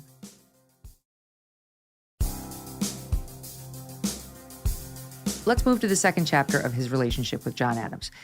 They were frenemies, as you pointed out, but there was a new horizon. The rainbow came out. Well, I shouldn't say the rainbow. I don't mean to suggest anything romantic. That has a different meaning in today's day and age. But they did find each other via correspondence and form a truly close, lifelong connection. You're absolutely right. And this is almost the best of all Jefferson stories. So they were friends. Then they were enemies around 1799 through 1804, let's say. Then they were frenemies, but they agreed. Jefferson wins the election of 1800. He goes to see John Adams. They have a kind of a intense moment. Adams slams his fist down and says, "You have put me out, Mr. Jefferson. You have put me out." And they never see each other again, ever. It's an age of very weak transportation infrastructure, among other things. Adams goes back up to Quincy, Massachusetts, near Boston. Jefferson retires to Monticello. It looks like they're never going to communicate again. And neither one of them is willing to take that risk because so much has happened, and maybe just let it go. But Benjamin Rush, the famous Benjamin Rush of Philadelphia, signer of the Declaration of Independence, the medical advisor to Lewis and Clark, and father of dream psychology in the United States, the hero of the yellow fever crisis in Philadelphia in 1793, he decides he's going to reconcile them. So he writes to each one of them saying, you should do this. And they keep resisting. And finally, he writes to each one, Jefferson's now retired, saying that the other one is eager for reconciliation. So clever. With this ruse, he gets John Adams to write a letter. John Adams, on the first day of January 1812, writes this very, very, very tight and little careful letter to Jefferson, sending him a book that his son had written. And Jefferson then responds with a very careful and wary response. And Adams warms up a little, and Jefferson warms up a little. And then suddenly the sluice gates of their ancient love and affection open, and they exchange 144 letters during the last 14 years of their lives. And they are magnificent letters. I urge you and everybody who hears this to get a copy. They exist in a number of forms, and read the correspondence because it's thrilling. They talk about religion. They talk about Native Americans. They talk about the meaning of the American Revolution. They talk about Napoleon and the life of Jesus. They talk about the origins of Native American languages. They talk about their favorite Greek and Latin classics. And they dispute a few things. Adams still wants to pick a few fights. But in his fifth or sixth letter, Adams writes to Jefferson and says, one of the great things ever written in a letter, he says, "My friend, we must not die until we have explained ourselves to each other." And they did, and they died simultaneously, as you know, on the 4th of July, 1826. But the reconciliation is an amazing thing, and I have to say two things about it in closing. One is that Adams did the heavy lifting. Jefferson is like Muhammad Ali in Zaire, bobbing and weaving and avoiding conflict. Adams was the heavy lifter in this correspondence, and he wrote three or so letters to every one that Jefferson wrote. And secondly, Adams loved Jefferson. So your rainbow metaphor is not so far away. He actually loved Jefferson. Jefferson esteemed John Adams, but Adams had a huge capacity for love, and he was willing to overcome the deep bitterness he felt, and he was right about the way Jefferson had treated him in those difficult years. And so it ends beautifully, and that correspondence is, every time I'm depressed about this country, I read the Jefferson-Adams correspondence and cheer up. Wow. I love all that. And I do want to read it. I've never read it. It'd be amazing if there was anything close to a petty moment. Like, can you believe George's hair? What's he doing? I don't know how it would go. But just to see that they're human. Moments, and they were all from Adams. There were petty moments, and Adams envied everybody. He thought Washington was overrated. He thought Jefferson was overrated.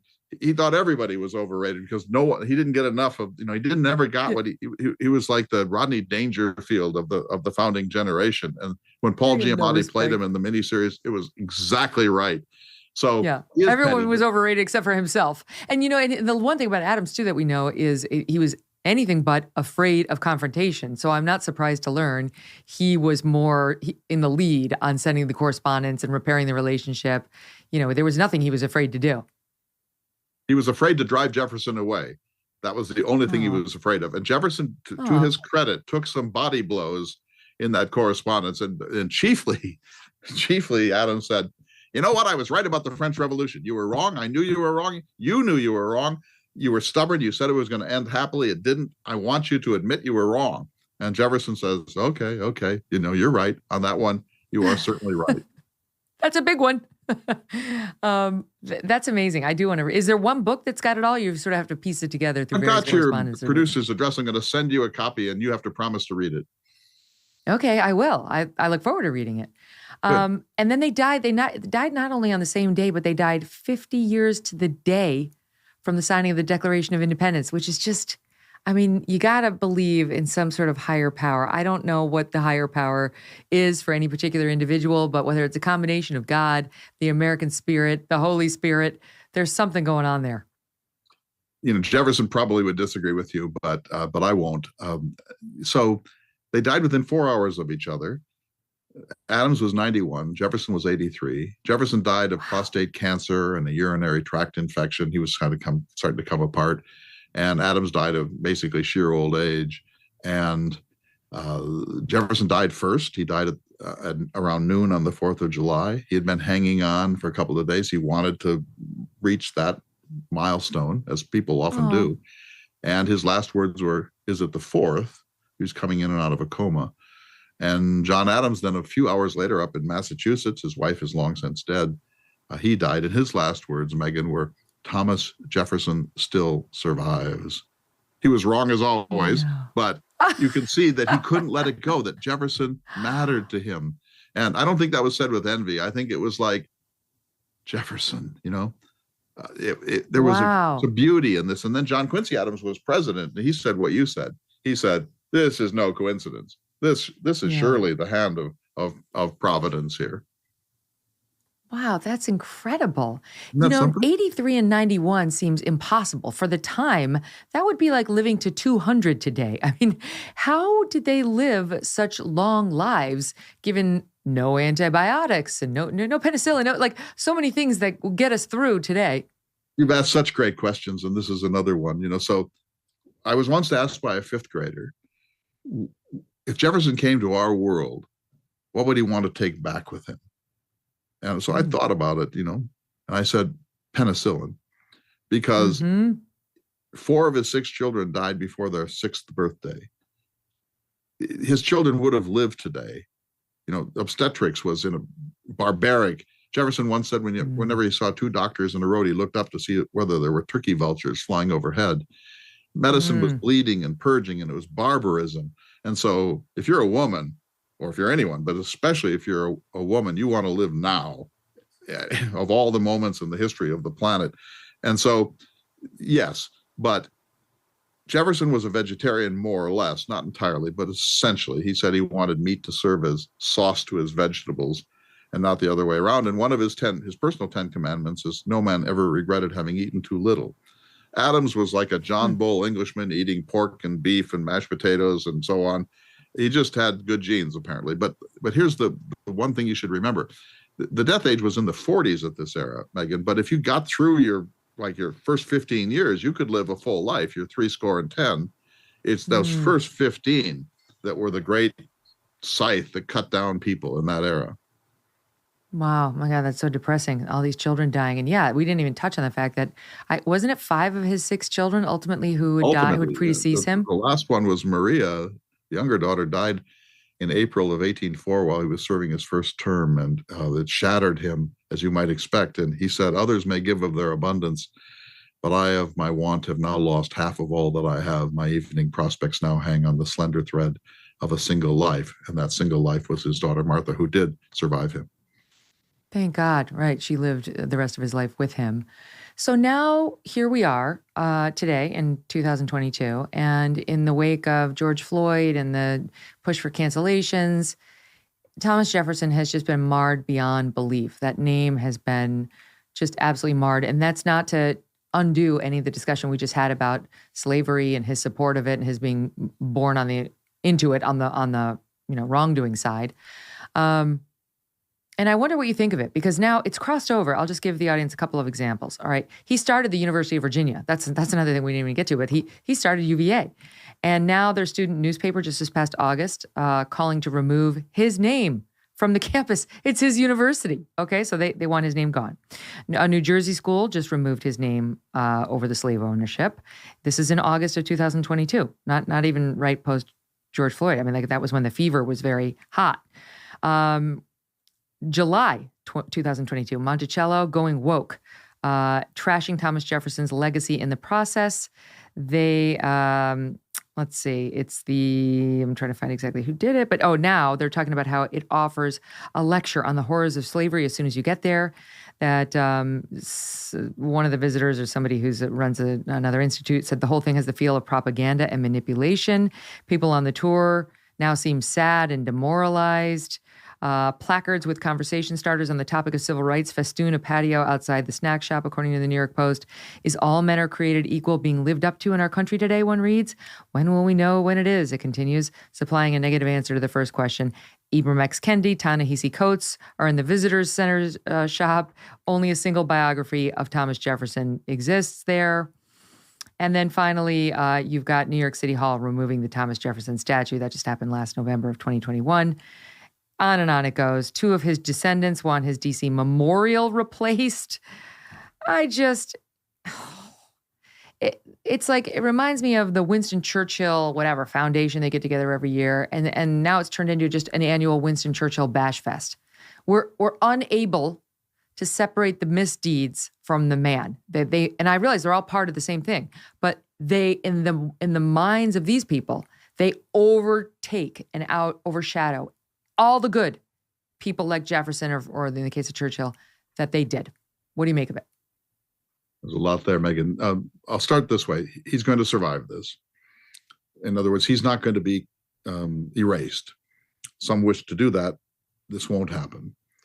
Moreover, he wrote the most important document in American history, and that document has liberated peoples all over the world. Ho Chi Minh was quoting the Declaration of Independence.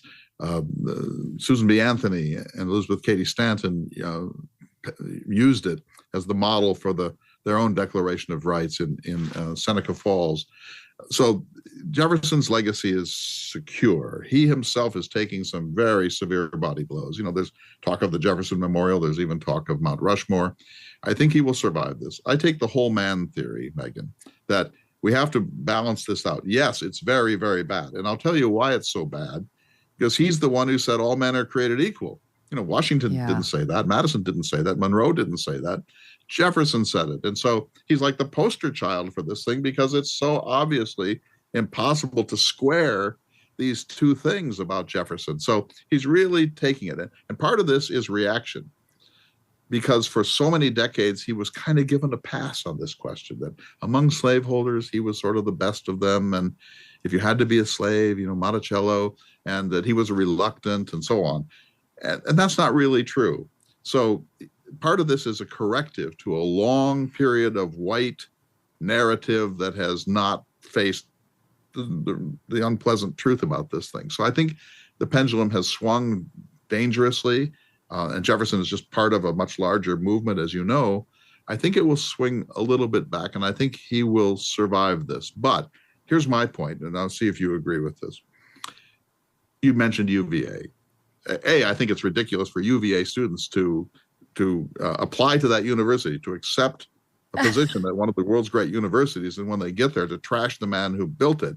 But that's another question. I think that's a form of presentism that's kind of disturbing.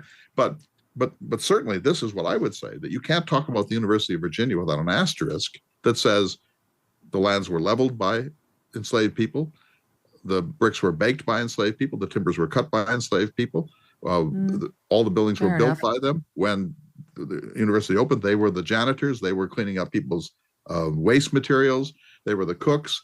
So fair enough. When I went to Vanderbilt in my first year in the early 1970s, they boasted of having 9 African-American students. We have a long, really troubled history in this way, and yet every janitor at Vanderbilt at that time was an African-American. So, we have to face this, but I think Jefferson will survive because he's Leonardo da Vinci with a very, very, very serious problem at the center of his life and his moral character. And I think he's taken a permanent hit. I think that permanent hit is just, but I think we have to be careful here, not to use the cliche of the baby in the bathwater, but we have to be careful not to just pretend we can sweep American history clean and then feel better about it. The facts of American history don't go away if you remove Jefferson's statue. In fact, in some ways, it becomes harder to talk about the facts and the complexities and the paradoxes of American history once you erase too much. That's right. And also you kind of erase the hope amongst children that if they sin, they could still be remembered as someone great. They could still achieve greatness in their life and be remembered for their goodness instead of their worst mistakes. Jefferson's a more extreme case of it. But typically in our American past, we've gone for grace. We've allowed it. We've been largely a Christian country that's believed in grace and forgiveness and redemption. Only now have we turned on that in a way that, you're only about your worst sin. Let's end it on a positive note, because that is what makes us feel good about him and his contribution to our past. I read that you said we have to know about Jefferson because he's the man who found the language to express the greatest aspirations that humanity has. Oh, that's exactly right. He found the words to say the thing we know on an inherent level, but maybe never recognized until we read it from his pen. Absolutely. I'm glad I wrote that because I believe it 100%, Megyn. I think Jefferson articulated the aspiration of a free people. Okay, the asterisk is there. We grant that. But he understood America better than anybody else, that this was going to be the land of dreams, of aspirations, that we were going to be an idealistic nation, that we were going to try to be an exceptional nation. He wouldn't have used the shining city on the hill because he's a secularist, but you get the point. He pitched us very, very, very high. And when we're at our best, as we occasionally are, we are Jefferson's people. When we are at our best, we are that people, an enlightened, thoughtful, evidence-gathering, rational people who work by majority rule. When we're not at our best, it's not because we're bad people. It's because he pitched us so high. And in fact, he pitched us so high that he himself gets a C- or a D along the levels of ideals that he promoted. And I say this, thank God we had a dreamer in the beginning of this thing. Hamilton was a more brilliant financier. Madison was a better political theorist. But only Jefferson could say this, that humans have rights to human happiness if they figure out how to pursue it. Without Jefferson, America's just a country, very rich one. Jefferson made us this people, and you know this if you travel in Europe, they're hard on us. And when we're backed into a corner, we go right into Jefferson, that whatever's wrong with us, there is so much that's right with us, and we are a self-correcting people, and we're not going to give up till we do justice for everybody and everything. And that's Jefferson, not alone, but more than any other figure in our history, with the possible exception of Abraham Lincoln. Wow. Well said. Clay, thank you so much for all of your insights and your research and bringing it to us in such an easy to understand way. It's been an absolute pleasure. It's been a delight for me to have this conversation with you, and I thank you for your respectful and really interesting questions. So let's talk again. Yes, it's a date. All the best to you. Thanks to all of you for joining us today and all week on History Week on this show. I really enjoyed it. I hope you did too. I found it fun and enlightening. I learned something. And I love history, but I feel like I don't know enough about it. So hopefully you're with me, you enjoyed it, and hopefully you're also, like me, off tomorrow and getting ready to have a very, very Merry Christmas and holiday season. All my best to all of you, and we will see you again live very soon. Hey everyone, I'm Megyn Kelly. Welcome to the Megyn Kelly Show. It's History Week on this program, where we are bringing you a week of deep dives on important events throughout American and world history. I'm so excited for this. Today, we are looking at the 1981 attempted assassination of President Ronald Reagan. Ronald Reagan had been president less than 70 days when he was shot while leaving the Hilton Hotel in Washington, D.C. The gunman, John Hinckley Jr., was just feet away, and the president was wounded when one of the bullets ricocheted off the limousine and struck him under the left armpit. 3 others were also injured that day, including Press Secretary James Brady. After 12 days in the hospital, President Reagan was able to return to the White House, but the investigation into the shooter, John Hinckley Jr., had just begun. Our guest today, Thomas Baker, was the first FBI agent on the scene of the attempted assassination in 1981. He's an international law enforcement consultant who served as a special agent in the FBI for more than 30 years. And he is author of the new book, The Fall of the FBI, and also gives us an inside look on what transpired that day, to the impact it had for years to come, and right up to the FBI today. Tom, welcome to the show. Glad to be with you. The pleasure's all mine. I'm really looking forward to this discussion. So I remember this event that we're going to kick this interview off with because I was a 10-year-old girl living in upstate New York, and I remember exactly where I was even as a young girl when the news hit that President Reagan had been shot. And it was such a huge deal. This is back in, of course, 1981, before we all had cell phones. People were running out on their front porches and yelling it to each other down the road, like, President Reagan's been shot, President Reagan's been shot, which is how I learned about it. It was a very scary time. You were much, much closer to it than that. So let's just start with where you were that day and how things unfolded for you, and then we'll get into Hinckley and his background. And at the moment when the shooting happened, I had been at a meeting and I was in my own car, my bureau car, government car, emerging onto the street, and I had the commercial radio on. I was listening to the WMAL in Washington that time, news and music. And as I'm emerging onto the street, I hear a flash that President Reagan has just been shot in front of the Hilton Hotel. So I immediately got on the bureau radio, the net to the Washington field office, and I asked, which Hilton is the incident at? Because in Washington, D.C., as you probably know, there are two major Hiltons, the Washington Hilton and the Capitol Hilton. They were both north of my location, and I started in that direction. But it turned out that there were a lot of reporters with the President Reagan, at the time he was shot, so the news was instantaneous. So when I asked the field office, which expecting a response to where it was, they didn't know, they hadn't heard about it yet. And they kept saying to me, what incident are you talking about? And I finally just broke protocol and I screamed out, the president's been shot in front of the Hilton Hotel. Eventually I heard on the commercial radio, it was the Washington Hilton, and I continued there. And I probably got there in only 3 or 4 minutes. But that's where I was at the time when this all came about. I mean, 1981 wasn't that far after 1963 and the assassination of John F. Kennedy. And so I'm sure there were a lot of guys, maybe yourself included, but a lot of guys around the Bureau who either had been around for that assassination or knew guys who had been around for that assassination.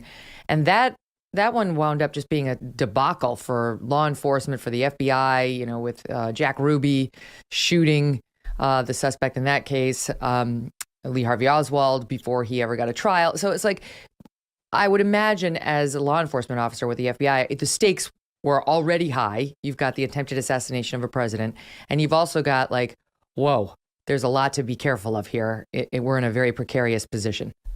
Yes, a lot of bad history. And when the Kennedy assassination actually happened, I was sort of in the position you were with the Reagan attempted assassination. I was a very young person, still in school. And so I remember it from that angle, as so many millions of people do. But at the same time, in the FBI, and it turns out in the Secret Service and elsewhere, we studied the assassination attempt, and it was, and you describe it well, it was a debacle. It was actually a disgrace from a law enforcement point of view, the way it was handled. There were no proper protocols in place. It's well known now, everybody, and I say everybody, the FBI, the Secret Service, the Dallas Police, the Dallas Sheriff's Office, everybody was fighting with each other. It was really disgraceful. So over the years, and in new agents training and in ongoing training for major case management, we had all studied the Kennedy assassination. So the minute this happened and I realized what was going on and I was driving up to the scene at the Washington Hilton, that Kennedy assassination was very much in the forefront of my mind. And I just said to myself, we can't screw this up. We have to handle this right. This is a historic case. It turns out a lot of other people had that same interpretation or that same approach to that incident.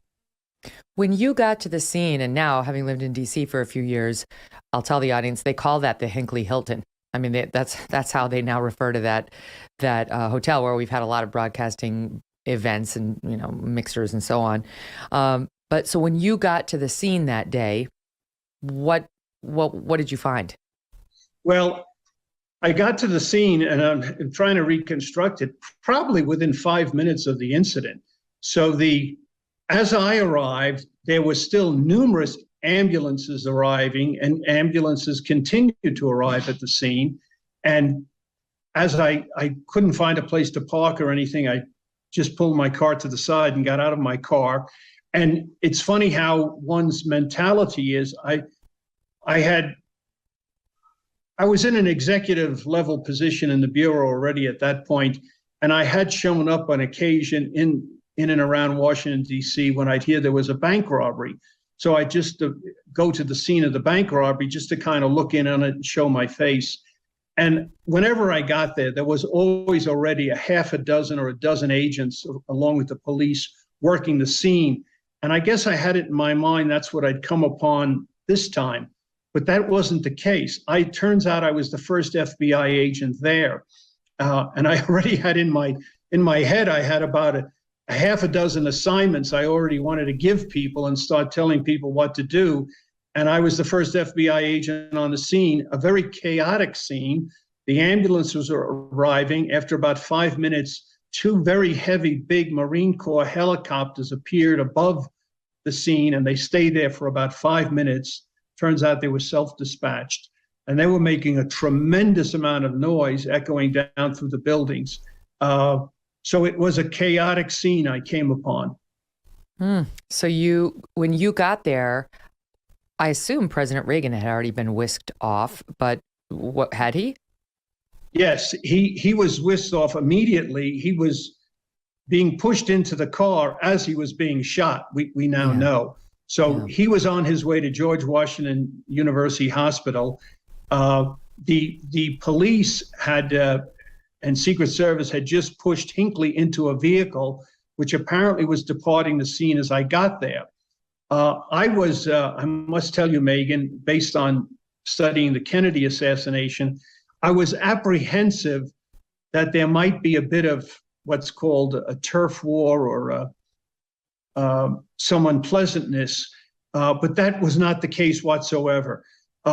There was, and I'll repeat this probably again before our discussion's over, there was an overwhelming amount of cooperation. As I got out of my car, a man came running up to me, Lieutenant Wilson of the Washington, D.C. Homicide Squad, and he knew me from a previous incident, and he had the revolver in a glassine envelope that his officers had just taken off of Hinckley. Wow. And he said, "We have the gun. We want to give it to you." And I said to him, "Hold on. There's a truck from the FBI lab coming," because I had been on the Bureau net in the whole 2 or 3 minutes driving up there, and I knew the laboratory itself was dispatching an evidence vehicle. I said, "Give it directly to them to shorten the chain of custody." Right. So that's the first person who came up to me. Within another 30 seconds, and once again, it was lucky that we all knew one another. A man came up to me by the name of Powers, who was the agent in charge of the Secret Service Washington field office, and we had met on previous occasions. And his opening words to me was, "You're the FBI. You're in charge now. Are you taking charge?" That was his opening words. Well, it turned out the Secret Service had been trained to this new paradigm, the same as we had been. Nobody wanted to make the mistakes that were made in the Kennedy case. Mm-hmm. And what had happened, I should have mentioned, between or in the years right after Kennedy's assassination, as you know, there was the Warren Commission and other people looked at the Kennedy assassination, a federal law was passed because actually, when Kennedy was shot, there was no federal law against shooting, killing, or assaulting the president. So a new law, a new statute was passed that once the president has been assaulted, much less assassinated, the investigation falls to the FBI. Protection of the president up until then is the jurisdiction of the Secret Service. It turns out, they were trained to this as we were. So the cooperation was textbook perfect that day. Wow. I mean, can I just ask you, what must that have been like? What was that like within moments coming up to a scene where the president of the United States was just shot in an attempted assassination, and you've got the lieutenant running over to you saying, "We've got the gun," and trying to give it to you? I mean, is there any element of you as a man just feeling like, oh my God? That was exactly it. It was the oh my God was that whole 2 or 3 minutes riding up there. I knew this is really something, we have to do it right. Now, I must tell you, it'd take a minute or two to tell you this, the background to that day.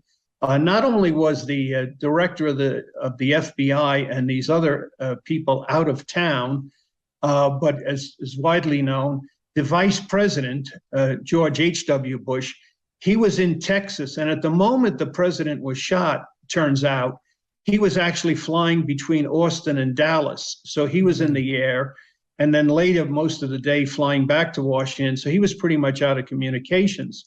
But the tension that we saw, that I felt, I had just been read into, just in the previous 48 hours, from the intelligence side of the FBI, that there was a high level of alert. What was going on in the world back then was you had the Solidarity movement in Poland, and Ronald Reagan, the new president, who'd only been president 60 days or so at that point, was taking a very strong, hard stand position against Russian communism.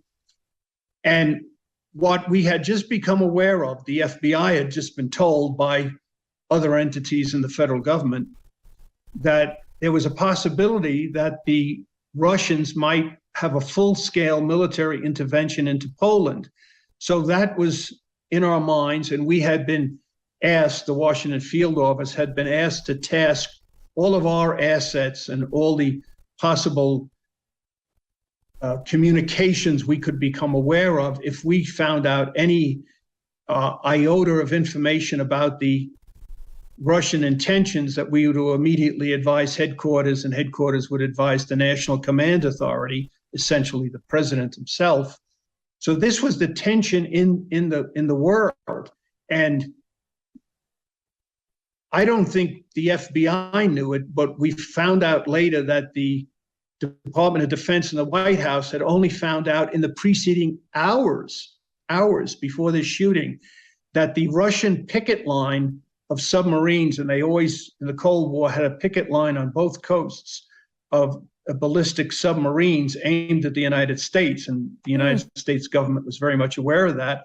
They had moved in. They always stayed a certain distance away, and just in the previous hours, they had moved in close. So this is all coming together.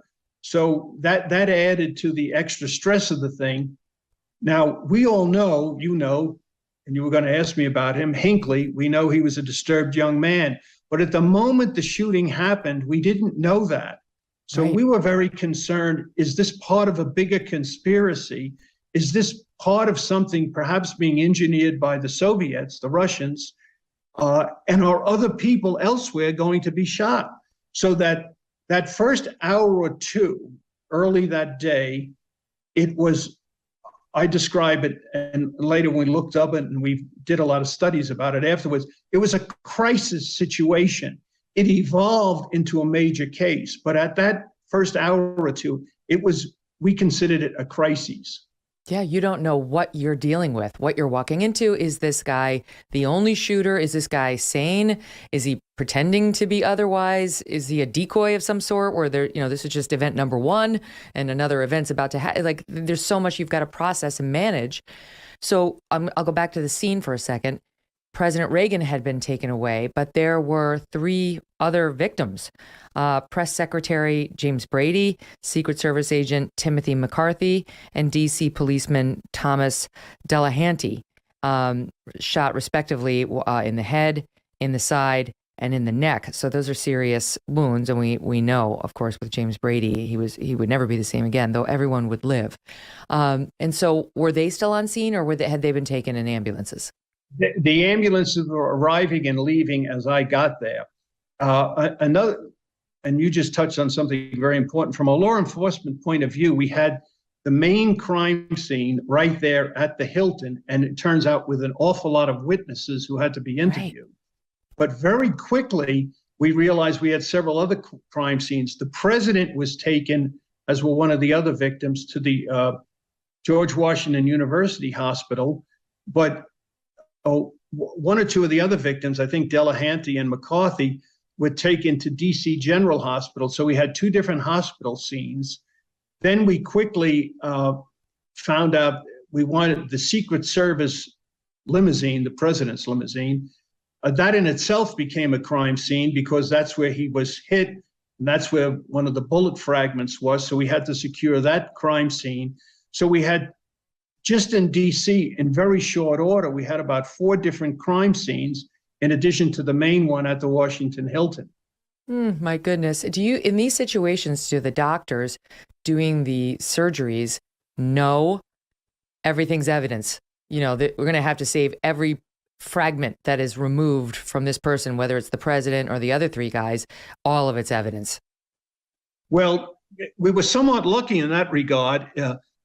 The hospital, being in the District of Columbia in those days, the emergency room in that hospital saw a lot of shootings. So the urban situation was such. So the doctors and not just the doctors, the nurses, the technicians, they had some familiarity with the protocol with shootings. So that was an advantage.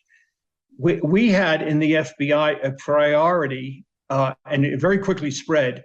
And I was in touch with the supervisors I was sending to the different scenes, a priority of doing this investigation correctly, making a textbook perfect. We didn't want to leave anything where there could be, 6 months later, allegations of a cover-up or a conspiracy or these things that came up after the Kennedy shooting. So we wanted to do everything right. And that was our priority, securing the evidence.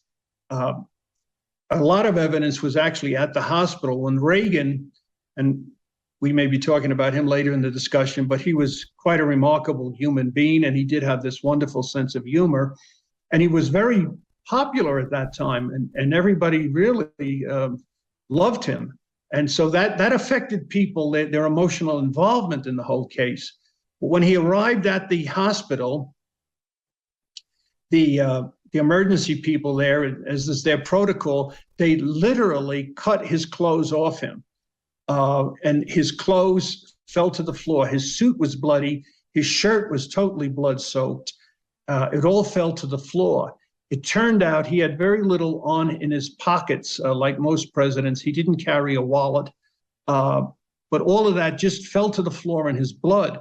And some of our agents, one in particular, was on the scene very quickly after this happened, and they started to just gather up this material that was on the floor. Right, because that's evidence too. Well, so Ronald Reagan and the stories about him going into that ER are pretty spectacular, which I'll get to in just a bit.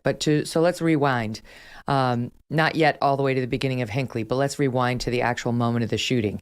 Because it's interesting to me to start with the crime scene and discuss that, and then go back, and because everybody knows who shot Reagan. It was John Hinckley.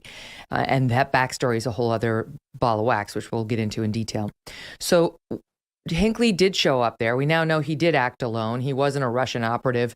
He was a lone wolf, and we'll talk about his reasons. But how was it so easy? How is it so easy? In today's day and age, we think impossible just to show up at a hotel, get in, the crowd and shoot 4 people, including the president. Okay. Well, a key to that explanation is a man named Al Fury, who was the director of security at the hotel at the time. He was a former Washington Metropolitan Police Department detective who had worked very closely with the FBI. Actually, he was on their robbery squad, and he had worked with the FBI in bank robberies. So here's another very fortunate coincidence that we already had a relationship. I had already met Al Fury in other circumstances, so we knew him. He saw the crowd gathering outside the ballroom exit, which is where the president ultimately exited the hotel. And he'd been given a speech to 5,000 people with AFL-CIO on the inside. So he was done. He was leaving. Exactly. And before the president exited from there, Al Fury was there at that exit, right at the curb, with the general manager of the hotel, Bill Smith. Now, the Hilton Hotels system, they had a tradition that whenever the president or somebody like the president was at the hotel leaving, that the general manager always saw the person off. So Bill Smith was waiting there, and Al Fury, the director of security, is waiting beside him for the president to exit. Al Fury, and he was interviewed extensively about this later on, he saw this crowd beginning to gather. Now, it wasn't a big crowd. It was only a crowd of 10 or 15 people, almost all of whom were professional journalists, photographers from the media. And the picture you're showing right now is a photo that he actually took that photo. Al Fury took that photo. This is the before. What he did, yeah. And Al Fury Everyone looks normal. Everyone, people are just hanging out, waiting. That clearly, they have no idea what's about to hit. Look at it closely. He called to the crowd then. He took a picture of them because he was like a photo buff too. He yelled to the crowd, "Smile for the birdie." And all of those people are pretty much media people, cameramen, and they're all smiling at Al, who's taking the picture. Except if you look to the left in the background, there's the face of John Hinckley, and he's not smiling. He has this totally impassive look on his face. So this photograph became key. This photograph was taken about 10 minutes before the shooting. Wow. And Al, you asked about how could this happen. Al was a little annoyed, frankly, and this is all on the record historically, with the Secret Service, that they were going to exit from that exit. He invited them to drive their cars into the underground garage that's adjacent to the ballroom, which they had used for other VIPs in the past. And the VIP could exit the ballroom, get in their limo, and get in the limo safely undercover and depart the building. They declined to do that. The Secret Service? Yeah, they declined to do that. Now, later on, when they had their own internal investigations, the explanation has been offered that the White House political people wanted the president to be seen. They didn't want him exiting from inside the garage. Nonetheless, Fury wanted to control this crowd. He went up. It was Al Fury, not the Secret Service. He went up to the upper lobby, the main lobby of the Washington Hilton. He got these ropes, and you can see it in that photograph, like a black velvet rope that they would have in a lobby to demarcate the lines with people waiting to check in. And there it is, the black velvet rope across the crowd. Al put that there to hold those photographers sort of back, and they all were very compliant and stood back. So how many feet away from President Reagan were they when he came out? 10 yards, perhaps, 10, 12 yards. So they're close. Very close. Very close. Where that picture is taken from is where the exit is. So Al's standing in front of the exit, taking the picture of the crowd. And then you can see to the right, you can see Officer Delahanty, the crowd is behind him. And just to explain to the listening audience too, so what we're seeing here is at first we saw the crowd, it was 10, 15 people, as Tom said, and you can see one of the journalists has a red and blue umbrella over his head. And the second shot we're seeing is of President Reagan coming out. He's fine here. He's smiling. He's waving his right hand above his head. And he is, about 10 yards away from, you can see the blue and red umbrella. You can no longer see Hinckley and all the other journalists, but they're right there. It looks almost like he's about to walk over to them to glad hand. Go ahead, Tom. And this shot with his arm in the air is literally seconds, 2, 3, 4, 5 seconds before he shot. The car, you don't see it, but Secret Service agent Timothy McCarthy is the fellow in the very light blue suit standing to the right of that picture. And the car is right there, and now you see the car from another angle. So when Hinckley starts shooting, these Secret Service agents start pushing Reagan into the limo, and that's what you're seeing right there. His arm initially was extended in the air, and the bullet, his arm is extended waving, the bullet actually entered under the armpit. So the arm it went under the right armpit, because I know it didn't it wind up going through the left lung? Yeah, and the bullet entered under the armpit in any event, and it turns out it lodged like inches behind, it's described behind his heart. So to jump forward to the emergency room, if you want to do that now, when they went in, the surgeons, to get the bullet, the head surgeon couldn't clearly see the bullet because it was literally behind the heart. And another little side story here is there was an intern there, an intern being someone the first year out of medical school, was on duty beside the surgeon in the emergency room. And to assist the surgeon in getting to the bullet, the intern reached with his hand into the open chest of the president and cupped the president's beating heart in his hand and held it aside like an inch or an inch and a half so that the surgeon could reach under the heart and take out the bullet, which is what happened.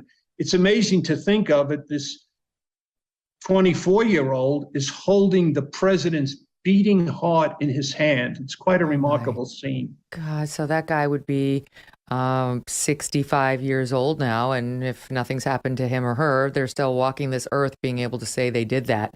That's extraordinary. And you know what, to the surgeon's credit, that's how you train the interns in medicine and the residents, whether it's the president of the United States or it's not. They always used to say, I know a lot of doctors, and they always say, like, the last thing you want to do when you go into a hospital and you need a surgery is say, give me the head of the department. You want the workhorses who are in there every day, like that intern and that surgeon, just plowing through person after person. Yes. And what was a little more tense for them, they had just discovered, I think they had just discovered it, Hinckley had this unusual, the weapon he had, the revolver, was only a .22 caliber weapon, but he was firing these rounds, 22 shorts, that were called Devastator bullets. So there were a hollow point bullet that had this explosive powder in the hollow point of the bullet, and they were supposedly going to explode on impact. One of them did, unfortunately. The one that hit Brady, the press secretary, in the head, that exploded, we now know, in him, and that's what did so much damage. Oh no! In his brain. The bullet that's sitting behind the president's heart was also a Devastator round, but it had not exploded. And I'm not sure if they knew, the surgeons at that moment, that this was a Devastator round, because it was all happening so fast. We may not have known. So it could still explode? When they were taking it out? That has to be on their mind as a concern. Wow. And was it easy back then? I don't know anything about Devastator bullets, but was it easy for Hinckley to get them? Yes, and it probably would have been easy today. What happened was, and we also quickly learned this that afternoon, which we'll probably get to this in telling you this account, but we very quickly set up a command post in the Washington Hilton. Al Fury and Bill Smith offered us a suite of rooms right off that entrance. So we had what we call in law enforcement a forward command post, the command post right near the scene of the crime. And as you mentioned earlier, there were no cell phones in those days. We were just starting to have car phones, actually. So the Hilton people, in minutes, set up in these command post a whole bunch of extra phone lines. They ran in, set up the jacks and everything. So we were calling from there all around the country. We very quickly determined that Hinckley had been in Dallas, Texas, just days before coming to Washington, D.C. Mm-hmm. So we sent phoned a lead to Dallas. I contacted my counterpart, who also happened to be a personal friend, Gary Penrith, who was the ASAC, that's the second in charge of the Dallas office, and gave him some of these leads and continued to keep an open line to him all day. They went out, they found this place, this pawn shop, Ricky's Pawn Shop, where he purchased the gun. And an agent went in there within hours of the shooting and obtained all the paperwork. So he went in, purchased the gun legally at a pawn shop.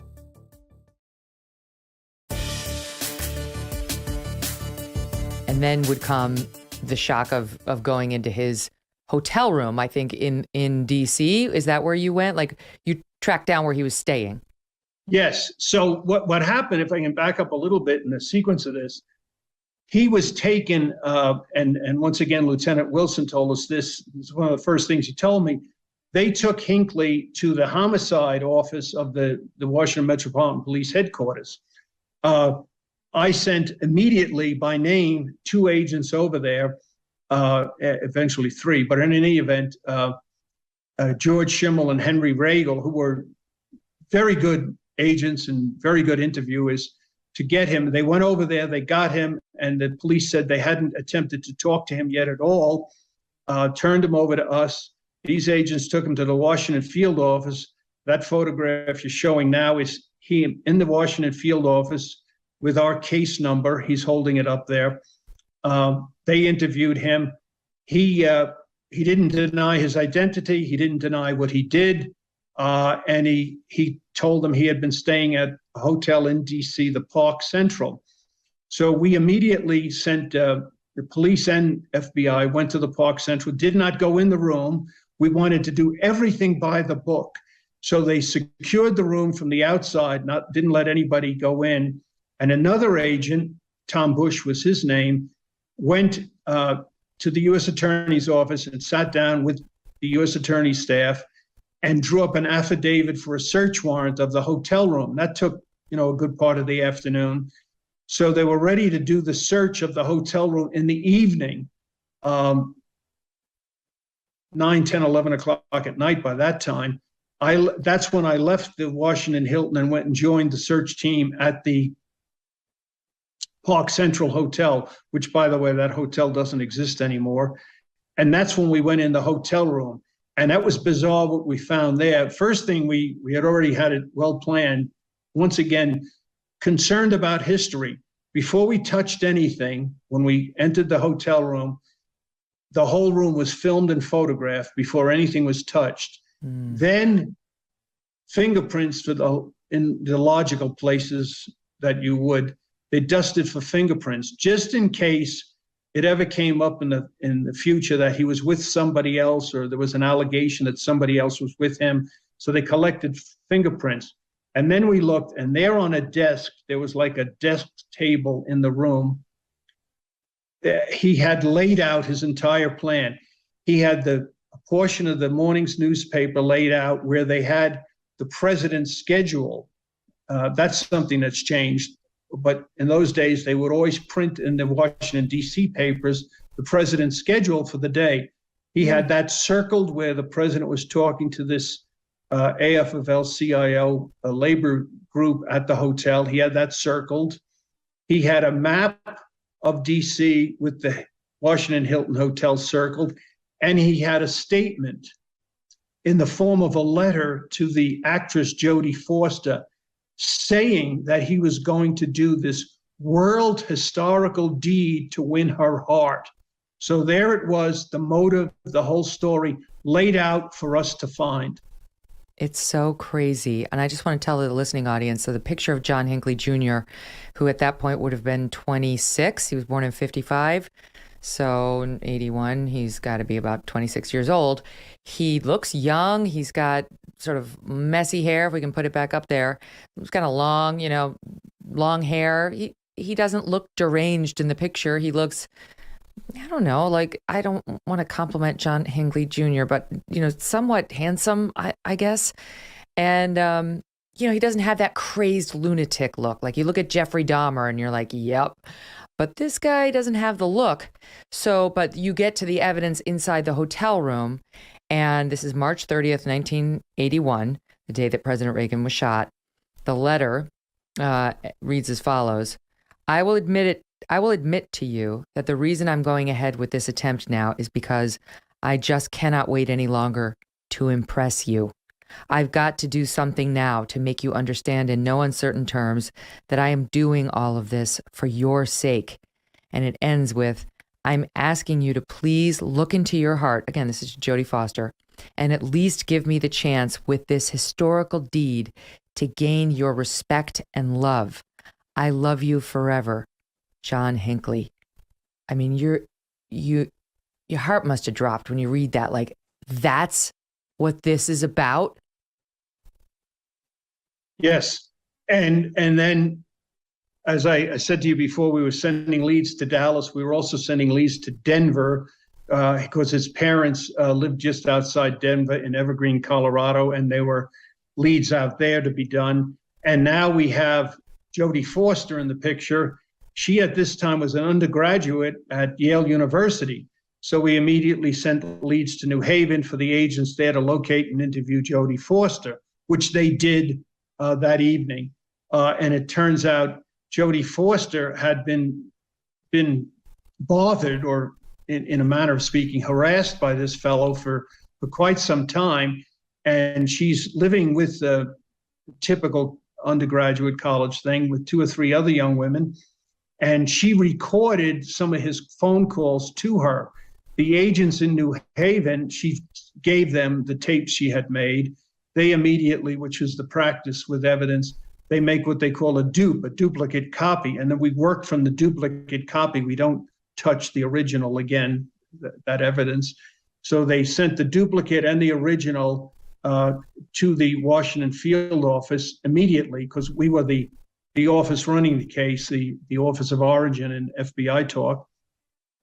And what was kind of interesting back in those days, something the FBI did, a rather irregular, some people would say, but to get evidence from one end of the country to the other, the agents would go to the airport, and the next nonstop flight going from New Haven to Washington, D.C., they'd go to the pilot. There was a great camaraderie and working relationship between the airline pilots and the FBI, because they had been training together for airline hijackings and things. They would entrust to the captain of the plane this evidence. And when the plane landed, the captain of the plane would hand it directly to an agent in Washington field. So this is in the days before FedEx. This is what we did. This is how we got evidence around the country. So the very next morning, in our day after the shooting, we had that tape, and we're playing it, the duplicate copy, on the desk there. And we hear the conversation, and we can hear her voice very distinctly, of course, and we hear his voice faintly in the background. And she's saying to him quite mannerly. Wait. Let me pause it there. Let's build up to that, because before we get to the tape, which we have and we'll play, let's just set it up for the audience so they understand what poor Jodie Foster was dealing with prior to this point. Now we know her as an adult woman, but she was a teenager at the time this was happening to her. And this rooted in part in her award-winning role in Taxi Driver, in which she played the part of a 12-year-old prostitute named Iris. Robert De Niro played the taxi driver named Travis Bickle, and John Hinckley Jr. became obsessed with this movie. He watched it some 15 times at least. This is back before you could just download it on your living room TV. You had to go to the theater back then. And he began dressing just like this fictional character, Travis Bickle, army fatigues, drinking peach brandy, which is the drink of choice of the De Niro character. He became obsessed with assassinations and guns like Bickle. And most importantly, he became obsessed with Jodie Foster. Huh? Faster than you. Saw you coming, you shitheel. I'm standing here. You make the move. You make the move. It's your move. I'll try it, you. And so why don't you give us some background on what his initial behavior toward Jodie Foster prior to the time he was calling her directly at Yale? Well, our investigation after that initial day determined exactly everything you just related, that he was obsessed with this character and obsessed with the young woman, Jodie Foster, who was a genuine young woman at this time. And the agents interviewed her in New Haven, and she had been getting these calls from him. And you hear her on the tape saying to him, "You shouldn't call me like this. This isn't right. But she stayed on the phone with him very mannerly, very politely asking him to not call her again. Whereas by this time, I was a married man. I had 2 young daughters. And so was many of the other agents around the table listening to the tape. And we all would tell our wives and our daughters, if you get a nut calls you on the phone, you don't stay on the phone with this person, you hang up immediately. And we found ourselves listening to Jodie Foster talking to this guy. We were so emotionally involved in it ourselves. We started yelling at the tape, hang up, hang up, hang up on him. But she didn't. And she was very polite. Well, it's amazing that she didn't, not judging Jodie Foster, but it's just kind of amazing that she didn't know that because she was a huge star. So you just kind of think these Hollywood actors and actresses have some sort of training, or, somebody sits you down at some point and says, okay, now you're a huge star. Here's what you should do and shouldn't do with crazed stalkers who are bothering you. The poor woman was put in the most difficult position possible. So just by way of background, before that moment, he was writing to her. He was obsessed with her. She was, again, young and not yet at Yale, I think, when this began. But here's at least a couple of examples. He wrote to her a letter March 6th. Again, the assassination attempt was March 30th, 1981. And okay, let's see. He wrote dozens of poems, letters, and messages to her. They did speak 2 times over the phone. He tape recorded the conversations with the then 18-year-old Jodie Foster. He called her dorm room when she got to Yale at least 5 times. In the first phone call, he introduced himself saying, "This is the person that's been leaving notes in your box for 2 days." He sent her a letter at 1 a.m., I guess, that he dropped off that read, "Jodie Foster, love, just wait. I'll rescue you very soon. Please cooperate. JWH." And indeed, there was this phone call, which she taped right around there. And here's what we have of that. This is SOT 1. What is this? Oh, no. What is this? Who is this? This is John. John who? Oh, no, not you, Ted. Look, I really can't talk to you, okay? But do me a really big favor. You understand why I can't, carry on these conversations with people I don't know. You understand that it's dangerous and it's just not done, it's not fair, and it's rude. Oh, all right? Well, I'm not doing this. Well, I understand that. It's the same thing, okay? So you just don't ever want to be talking? No. It's been really nice talking to you. That's the call that was driving you nuts. Yes. Yeah, I mean, she lets it goes on. She's trying to reason with him, and you can't reason with somebody who's not mentally well. And those pictures make him look absolutely deranged as you get other shots of John Hinckley Jr. So you guys are thinking, oh my God, why is she talking to him?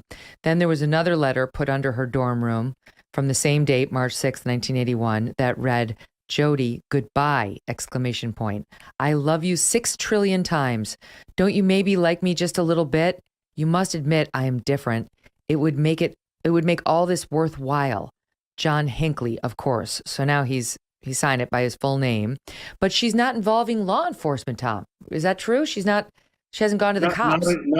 As far as I know, not until the agents went up and interviewed her that day. Yes. Oh, it's like we know so much more now about stalking and how dangerous it is. I mean, I'm sure this would be handled very differently. Then comes March 30th and the attempted assassination and the letter that I just read that you found in his room. But is it true that at least at some portion along this buildup, he was planning on killing her? Well, we wondered about that. The other thing, two things. We wanted, once again, this concern about the Kennedy assassination and all the conspiracy theories that came up after that. So we wanted to find out what he had been up to before this. Was anybody working with him, and what else he had planned? So in the following weeks, it was quite a major investigation, actually, even though to the general public probably thought the case was solved. The guy who did it has been arrested. But we wanted to retrace his steps, and that's what we did. And we found out that he had actually been stalking even before the election or during the election, but before Reagan became president, he had been stalking the previous president, Jimmy Carter, and he got quite close to him a couple of times. We also found out he had gone to Was that fire about him. Jodie Foster, Tom? Was that about Jodie Foster, or was that was just about Carter? That was he wanted to do a historical act. So his motivation was not in any way political. It didn't matter to him whether he shot Carter or shot Reagan. He wanted to do something, but it just never worked out. He never got close enough. But to impress Foster, even with respect to Carter, was it still about her? Yes, okay. That's what we believe. That was part of his motivation. The other thing in retracing, as part of retracing the steps, trying to find out if he had any co-conspirators, which he did not. We're all satisfied he was totally a loner. But we were also concerned literally about him. If you remember the Kennedy assassination, one of the real disgraceful things about it was that through mishandling by law enforcement, this fellow Jack Ruby was able to get close to Lee Harvey Oswald, the assassin of President Kennedy, and kill him right on national television. We didn't want anything like that to happen, so we were very concerned. Routinely, what would have happened to a federal prisoner, criminal prisoner in Washington, D.C. in those days, he would have been in the D.C. jail, which then and now really, but then was considered not a very safe place. And here's John Hinckley, who you even see in the pictures of him, to be fair, is a very soft individual. I'll characterize him that way. And if we had committed him, which would have been the routine thing to do, overnight to the DC jail, he would have been in very bad shape the next day, if he was even alive.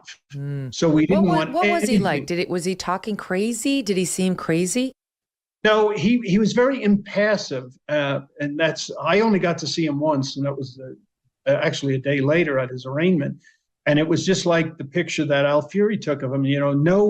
Just a blank face, no emotion, no fear either, just a plain blank face, no sign of anything that you would see in any human one way or the other.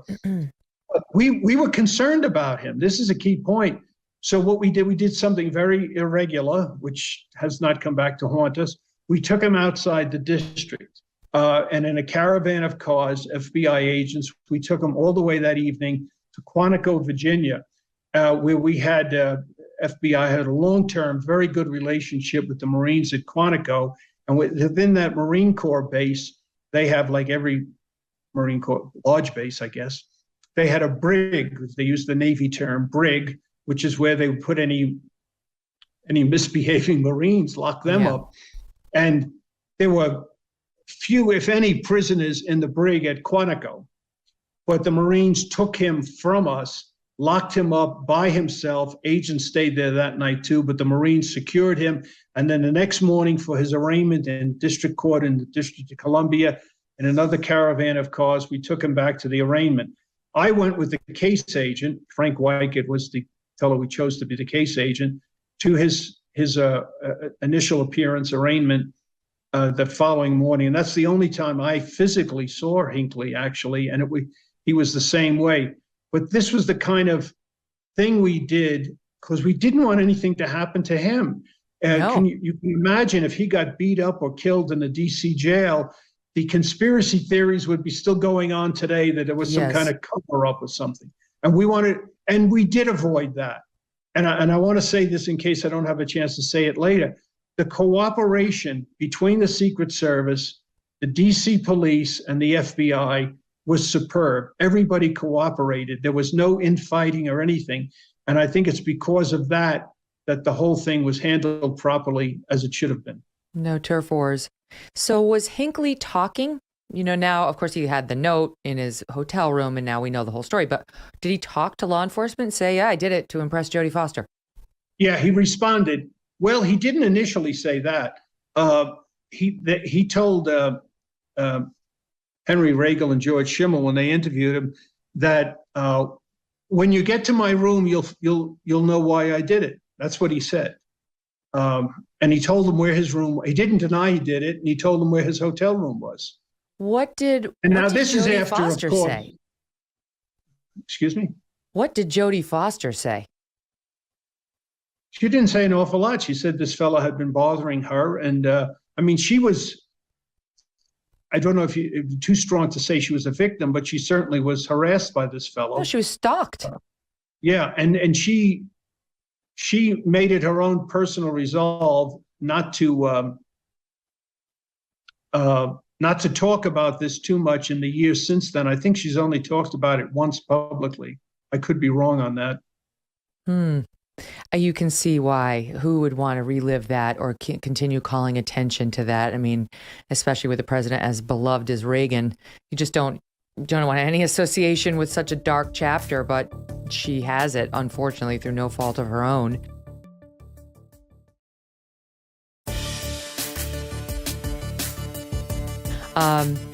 So you go through, they're gearing up for a trial now. And as I understand it, there was at least one interview or deposition. I'm not sure what, I read the word deposition, which sounds like the wrong word to me in a criminal case, but he gave some sort of testimony, or she gave some sort of testimony, and he was there for it? I believe so. I believe that is what happened. And at the trial, and we can go back, which you probably want to do, to our interview of President Reagan, but the U.S. Attorney's Office and the defense didn't push it. Reagan didn't testify, and James Brady, who was, as we all know, was in very bad shape, he didn't testify. But the other two victims, Officer Delahanty and Secret Service Agent Timothy McCarthy, both testified. And I think Jodie Foster, as you said, used the expression deposition. She provided a statement. I think it was recorded. They didn't make her come to the courtroom. I think they just played her statement there. Okay. I had read, I'm looking for it in front of me. I don't see it right now, but I had read that she gave some sort of testimony and he was there, and there was some awkward moment that followed. But in any event, so you had to interview. That could be so, yes. Yeah, because you have the right to confront your accusers. Yes. Yes. Okay. Let's see. Hold on. I have it here in front of me. So she was required to give a deposition for the trial. Again, that sounds like the wrong word, but okay. When Jodie denied a relationship with John Hinckley, he got up and walked out. He left the room because he was, again, I've talked to my audience about this, what we call an erotomaniac. That is somebody who thinks that they are in a love relationship with someone they've never met. I've had one of these stalkers, and it's extremely disconcerting. And the last thing you're supposed to do is communicate with them. So she didn't know that. There wasn't enough research on stalkers and how to handle them back then. But that's why he was so insulted that she was saying they did not have a relationship. Now they go to trial. You said that we didn't need President Reagan's testimony. Why is that? Just because you had enough evidence without that? Well, we had enough evidence without it. The U.S. attorney at the time was Chuck Ruff. I worked with him quite closely. And Roger Edelman was the lead assistant U.S. attorney on the case, who was a very competent person. He later was one of the prosecutors in the Abscam cases, and I worked with him there too. I don't think they wanted to put the president on the spot, and I don't think anybody pushed it. So he was left alone, left out of it, so to speak. Mm-hmm. So just to go back to President Reagan and what happened to him that day. First of all, I don't know whether he would have been a very useful witness anyway, because he didn't see who shot him. Well, what happened was, if I could tell you this, because I think it is one of the more fascinating parts of this. That very evening, after the search of the room, I went back to the Washington field office, and by then the agent in charge, Ted Gardner, had returned from this offsite with the director, and we picked a fellow, Frank Weickert, to be the case agent, which is a key role in the FBI, the way the FBI is organized. And then the following morning, we knew we'd had to interview the president, because he's not only a potential witness, he's also the main victim. And as much as I would have liked to have interviewed Ronald Reagan, because I'm also an admirer of his, I didn't think it was proper. I thought we had to have two working level FBI agents do this. Fortunately, the agent in charge thought the same thing. we picked two fellas, Robin Montgomery and John Pavlansky, who were two of my agents on the criminal side of the house in Washington Field. A unique thing about them is that both of them had suffered gunshot wounds themselves. They had been both shot in Vietnam. Robin was a Marine and Pavlansky had been in the Army. They had both suffered gunshot wounds. We thought that was a good thing in this sense, that they would be able to empathize with the president and perhaps have a good dialogue with him. And they did. So 2 or 3 days went by before he was well enough to be interviewed. They went and interviewed him. They will vote. And we instructed them as soon as they were done with the interview to come back and report to us what had happened. They were very touched by him. They said he is just, what in private was just like his public persona. They went in the hotel room. The hospital room. He's in bed. He's lying in bed, and he welcomed them as if they were coming into his home. And he reached over. And there was a typical, as in a hospital room, there was a pitcher of water and a couple of plastic cups. And he started to pour out 2 cups of water to offer to them. Mm-hmm. And Robin jumped over and said, "No, Mr. President, let us do that." And he poured out the glasses of water. But he was like welcoming them into his home. That was his attitude towards them. And then they went back and forth. And essentially he said to them, he said, "I really can't tell you." He said, "I don't remember anything. I don't remember being shot. I don't remember who shot me." But then he said, "I just made all those jokes on television to make the people feel good about themselves." That was his explanation. Well, he did. I mean, he did. He famously said to Nancy, "Honey, I forgot to duck." He famously said to the surgeon, first of all, he tried to walk into the hospital. He tried to walk from the presidential limousine into the hospital, and it wound up collapsing because of the blood loss. And apparently at first it wasn't even clear whether that he knew he'd been shot. Once they got him into the presidential limo, it was like they looked down and he was bleeding and he realized he'd been shot. So he gets in there and he joked with his surgeon saying, "Please tell me you're Republicans," which is it's such a classic line before somebody cuts him open. Yeah, just reassure me.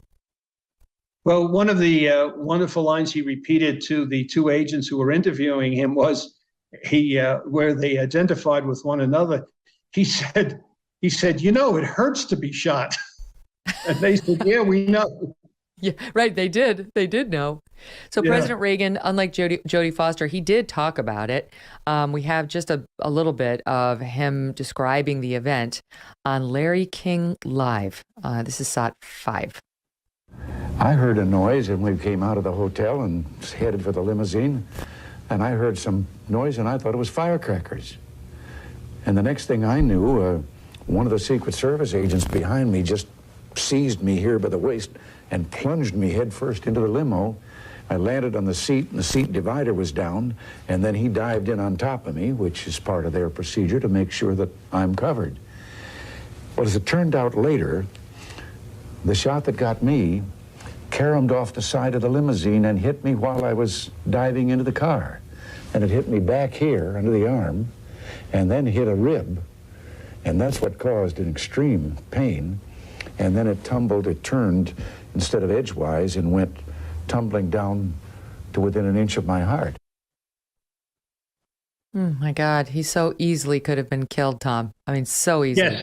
It's crazy when you think about it. So he was asked by Larry about forgiveness, right? I mean, it's always an interesting question, especially for Christians who are, really taught that that's a critical piece of our faith.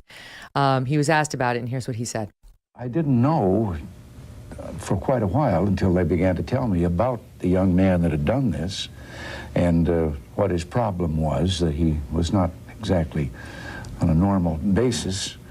And so then I added him to my prayers for myself, that, well, if I wanted healing for myself, maybe he should have some healing for himself. But you forgive John Hinckley? Yes. I found out he wasn't thinking on all on all cylinders. Yeah. Extraordinary moment. Yes. He did forgive him. He did forgive him.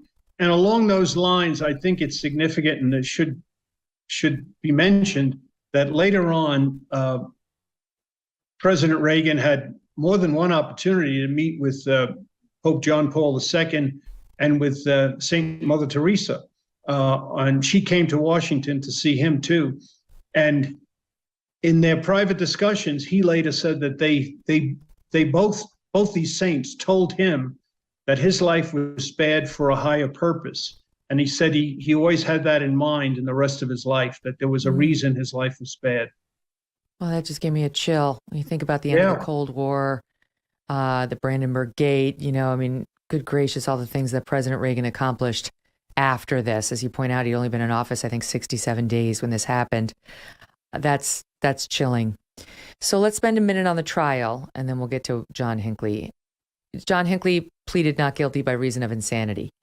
And if you look at his background, just to give the audience some facts, he was the son of John Hinckley Sr., who was chairman of the board of Vanderbilt Energy Corporation, a Denver-based petroleum exploration company. He's said to have had a normal childhood, grew up in an affluent suburb of Dallas, Texas. As he got older, he began to withdraw. His parents chalked it up to shyness. Eventually, they moved to Evergreen, Colorado. He went to Texas Tech off and on. He did not graduate. Spent a lot of time in his room alone. Very, very common amongst people who wind up. I mean, normal people do that too, but a lot of these killers, a lot of alone time behind closed doors where nobody can see them. Wrote poems, played his guitar. 75, 6 years before the shooting, went to Hollywood to pursue a career in music. So what happened between 75 and 81 to this guy who was trying to make it in Hollywood as a performer, to this guy who was behind that rope line pulling the trigger 4 times? Well, we went back and looked at a lot of that, and he was spiraling downward, worse and worse. And his parents, you have to feel sorry for them. They were apparently very good, very responsible people. They did all they could trying to help him. He had a brother and a sister who both led very normal, successful lives. It's just one of those sad things. You just never know. And you know what? I mean, I will say a lot of times when there's a psychotic break, it happens right around this age, young 20s, young to mid 20s, or late teens for young men in particular. So, I mean, I feel like today we'd be looking at this a little differently. We'd probably know a little bit more. So he pleaded not guilty by reason of insanity, and he prevailed. Like, despite the best efforts of the prosecutors, that won the day. Yes, I'm not a psychologist or anything like that, but just in my layman's opinion, just after the first 24 or 48 hours, in my layman's way of speaking, I thought, well, this guy's crazy. I mean, but to be crazy for insanity plea it's a little bit more precise than that. Mm-hmm. The U.S. attorney and his staff, I mean, Chuck Ruff and Edelman, they really believed they could get a conviction. And so things went full bore ahead. As I say, we gathered up all the background we could on Hinckley. But there was outrage in the country when he was found not guilty by reason of insanity. And then, of course, as we all know, committed to St. Elizabeth's Hospital. That was there were several major outcomes from this case beyond his guilt or innocence. And one of them was a reform of the insanity plea. And this first was done within a couple of years. In the federal system, the federal insanity rules were changed so that the burden was on the defense to show the insanity, as opposed to being on the government to show the person was not insane.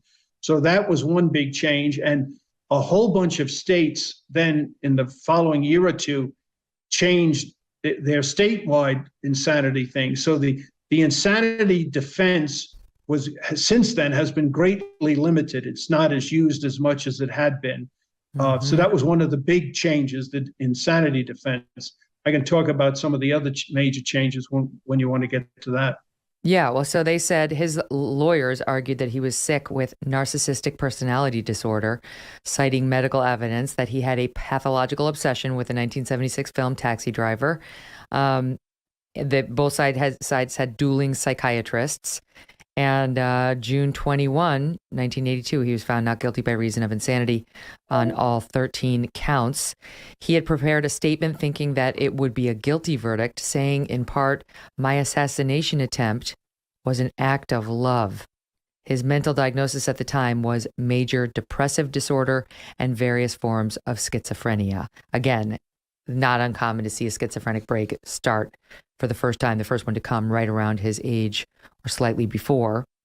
And so keep going. What were the other changes that came out of this trial event? One that's not so well publicly known, the Secret Service changed a lot internally. The president's schedule is no longer published in advance. They now use metal detectors at all gatherings like this, at places like the Washington Hilton. They have them there to be used all the time. But the other big change that affects American life to this day was the Brady handgun bill, named after the man who was injured, Brady. That changed, and they created the National Instant Background Check System, which is in use today. To this day, is actually managed by the FBI, their CJIS division in West Virginia. Where you need this instant background check, it's supposed to be instant, done before you can purchase firearms. That was all a result of the part of the Brady handgun bill, which got its push from this assassination attempt. Didn't Hinckley say something like, they said, what would have stopped you? And he said, if I had to go through some sort of a waiting period, or fill out a bunch of paperwork on the guns, I probably wouldn't have done it. Yeah, I don't remember that, but that could be. Yeah, he did. And so, I mean, now gun control and gun legislation is so controversial. But in this case, you've got a statement from the defendant saying if they'd made him go through a few more hoops, and this clearly is a crazy guy, he might not have done it. And even the gun enthusiasts don't want crazy guys like Hinckley to have such easy access to guns. This was a real problem that we had in our system. My team will tell me where the quote was. Oh, here it is. Here it is. When Hinckley was asked by his father what would have stopped him, he said, if he had to fill out forms, get a permit, or anything complicated. So Secret Service agent Timothy McCarthy made a full recovery, returned to the service. DZ policeman Thomas Delahanty recovered, but suffered from a critical injury that forced his retirement. And press secretary James Brady nearly died. He was shot in the eye. He suffered permanent brain damage, as you point out. They had the destroyer bullet. He was in a wheelchair for the rest of his life, as I recall, and really was never the same again. And you think about the damage Hinckley did, and you look at President Reagan smiling, going on to do all these amazing things. And you got to remember James Brady and the devastating injury that he suffered as a part of this story. Well, the fact is, Brady died approximately 5 years ago in Virginia. And in Virginia, the coroner or whoever the responsible person is, they decided that his death was a homicide from the original wounds. But the state of Virginia then did not proceed to prosecute Hinckley for that, nor did the federal government. So Hinckley goes off to the mental facility where he stays until this year. Hinckley is a free man right now. Now he is. He was in St. Elizabeth's Hospital, which is was a gigantic federal mental health hospital in the District of Columbia. It's like a village unto itself. I had to go there in connection with other cases with other people, and it's a phenomenal place. But he was then for several years allowed to stay for long periods of time with his mother, who lived in a house in Williamsburg, Virginia, overlooking one of the golf courses there in a gated community. And it was the Secret Service, of course, was always objecting and checking on it because they were always concerned. And it's ironic that his mother's home overlooked one of the was like 50 feet or so up a little hill, overlooked one of the greens on the golf course. And at that golf course in Williamsburg, over the years, President Clinton had played there, President Obama. I mean, it's that kind of a place. And yet here's Hinckley staying in his mother's house just overlooking that. So you can understand why the Secret Service was so concerned about that. Eventually, this past year, as you just mentioned, he's been completely free now. He's a completely free man. And this summer into this fall, 2022, he's embarking on a tour, a concert tour. His music that he's was always ambitioning to do, he's going to go perform around the country. We have some of that. I'll play that in 1 second. But first, I wanted the audience to hear him talking about how he sees it now. This is on CBS News 2022. This is him apologizing for what he did. Soundbite 7. I shot 4 people. And I'm sorry to the Reagan family, the Brady family, the other families of the victims. I'm sorry to Jodie Foster. I have true remorse for what I did. I know that they probably can't forgive me now, but I just want them to know that I am sorry for what I did. Michael Reagan, President Reagan's son, said he said, my dad forgave him and I forgive him too. Patty Reagan said, not me, no. And talked about the trauma that he caused, not just her family, but the nation. What did you think of the fact that they let him out? Well, I really don't have a strong opinion on that. He clearly was a mentally ill person. And I kind of share a little bit of the take of, which for a while I think was the official take of the Secret Service, that someone with these kind of a combination of mental disorders that he had, are they ever truly cured? Now, maybe he can function and with a lot of medication, but will he be a danger again? And that was always their concern. He was behind, not really bars exactly, but in this facility for 40 plus years. He described that in the following way, again on CBS 2022. Listen. I've been the most scrutinized person in the entire mental health system for 41 years. I'm just trying to show people I'm kind of an ordinary guy who's just trying to get along like everybody else. The thing is, Tom, they put him on medication, and that can be used to control diseases like schizophrenia. And you've got a judge, Paul Friedman, 2003, saying he's no longer a danger to himself or others, so he can visit his mom's home. Then in 2016, they granted him convalescent leave from the mental hospital, allowing him to live with his mother. He didn't cause any trouble. Then came 2021, and same judge said that he would free Hinckley from all remaining restrictions in June of 2022, as long as he did well living in Virginia. And he did. So he's been out prior to being released and didn't cause anyone any harm. And that's the thing. When they find you not guilty by reason of insanity, they're saying you are not responsible for what you did. So there'd be no reason to hold him if the determination has been made that he's no longer a danger to society. There's no desire or justification to punish if you're not mentally responsible for the crime you committed. And now, to your point, he is trying to make it as a musician. Here is his song, Hope for the Future, in part on YouTube. But here's my latest song I want to sing for you now. It's called Hope for the Future. Hope you like it. I got hope for the future. I got all the love that you will ever need. I got hope for the future. I don't know, Tom, maybe I'm a bleeding heart. I feel sorry for him. You know, I think he is a mentally ill guy. That's everyone who's looked at him has said that. This isn't some deranged lunatic like serial killer. This is somebody who is just not of his right mind, as President Reagan said.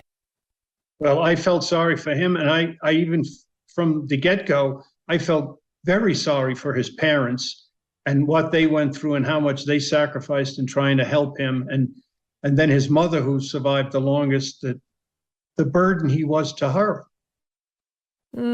What a story. My goodness. How much safer is our president today than our president was Ronald Reagan in 1981? Well, without a doubt, they are safer. And some people would even say it's almost overkill, the amount of security around the president. I mean, you just think back to Harry Truman. Harry Truman drove himself around, had one Secret Service agent beside him when he was vice president and then president. Then we went to the details. You see a dozen perhaps on the scene with Ronald Reagan. And now it's, 6 and 8 and 20 cars sometimes when they move just between Capitol Hill and the White House. So it's they're much safer. But, a fanatic or a dedicated assassin, if they're willing to sacrifice their own life, president still could be hurt, unfortunately. Not likely, but it could happen. Well, thank God there hasn't been another successful shooting or injury to a sitting U.S. president since that moment 40 plus years ago. One of the things that you have been calling attention to is your disappointment in Robert Mueller and the direction he took the FBI. James Comey took that baton and ran with it too. And I didn't know this, but you root it, I think, in this critical moment after 9/11, in this meeting in which you say Robert Mueller was embarrassed in a meeting he had with then President George W. Bush. Tell us. Yes. Well, if I could back up just half a second on that. Sure. There, as everybody knows, there's a lot in the last 3 or 4 years has gone wrong with the FBI. And current director Wray has pointed out that the 2 or 3 key miscredence of the Russian collusion probe are no longer in the Bureau. And then we had the terrible situation with the gymnast, and Director Wray again points out that the 2 agents involved in that are no longer with us. With Larry Nassar, they covered up for him. Yeah, each time something goes wrong, they point out that the people have been fired or disciplined, which is as it should be. My contention is they have to look at, and I plead with them to look at what's happened. Why do we have this continuously happening? What's happened to the culture? And in talking to a whole lot of people, including Director Mueller, who told me this himself and told many other people this, I think a lot of it goes back to an unintended consequence of the reaction to September 11th. Robert Mueller became the director of the FBI just about 5 days before the September 11th attacks, which happened on a Tuesday.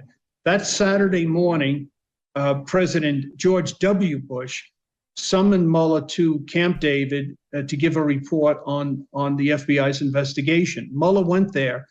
Now, so there were only about 3.5 days between the attack and the meeting on Saturday morning at Camp David. In that 3.5 days, the FBI did what it does best, investigate. And in those 3.5 days, they had identified all 19 hijackers, their associates, their credit cards, their automobiles, where they stayed, who they associated with, their background, and their connections to Al-Qaeda was coming into focus. So Robert Mueller went to Camp David with this report, expecting praise and thanks for it. And when he was done talking, President George W. Bush said to him, in effect, I don't care about that. I just want to know how you're going to stop the next one. Then about an hour later that morning, George Tenet gave a proposed plan of action going forward. The CIA. According to then the director of the CIA, several people present said that President Bush said, that's great, and then turned and looked at Mueller and said to Mueller, that's what I'd like to hear. That's what I want to hear. So Mueller went back, and in Mueller's own words, he became bound and determined to change the culture of the FBI, and that's the word he used, and to make it into more of an intelligence agency. And a lot of us have looked at this and we said, well, maybe that's the root of the problem, because when the FBI always had a counterintelligence mission, but they behaved like a law enforcement agency. They were trained to operate within the Bill of Rights. They were trained, as you are in a law enforcement agency, you look forward to the day. Everything you do is going forward to the day where you're going to stand up in front of a judge or in front of a jury and raise your right hand and pledge to tell the truth, the whole truth, and nothing but the truth. That gives you that creates a certain culture. In an intelligence agency, you deal in guesses, estimates, your best thinking at the time, and you deal in deception and deceit, and that's part of it. And a lot of us think that this change in the FBI's culture is what has allowed these problems that manifest themselves under Director Comey and since then to come about. And we just hope and pray that the FBI changes its culture, gets back to its law enforcement roots. Go back to being federal law enforcement and not a wannabe domestic CIA.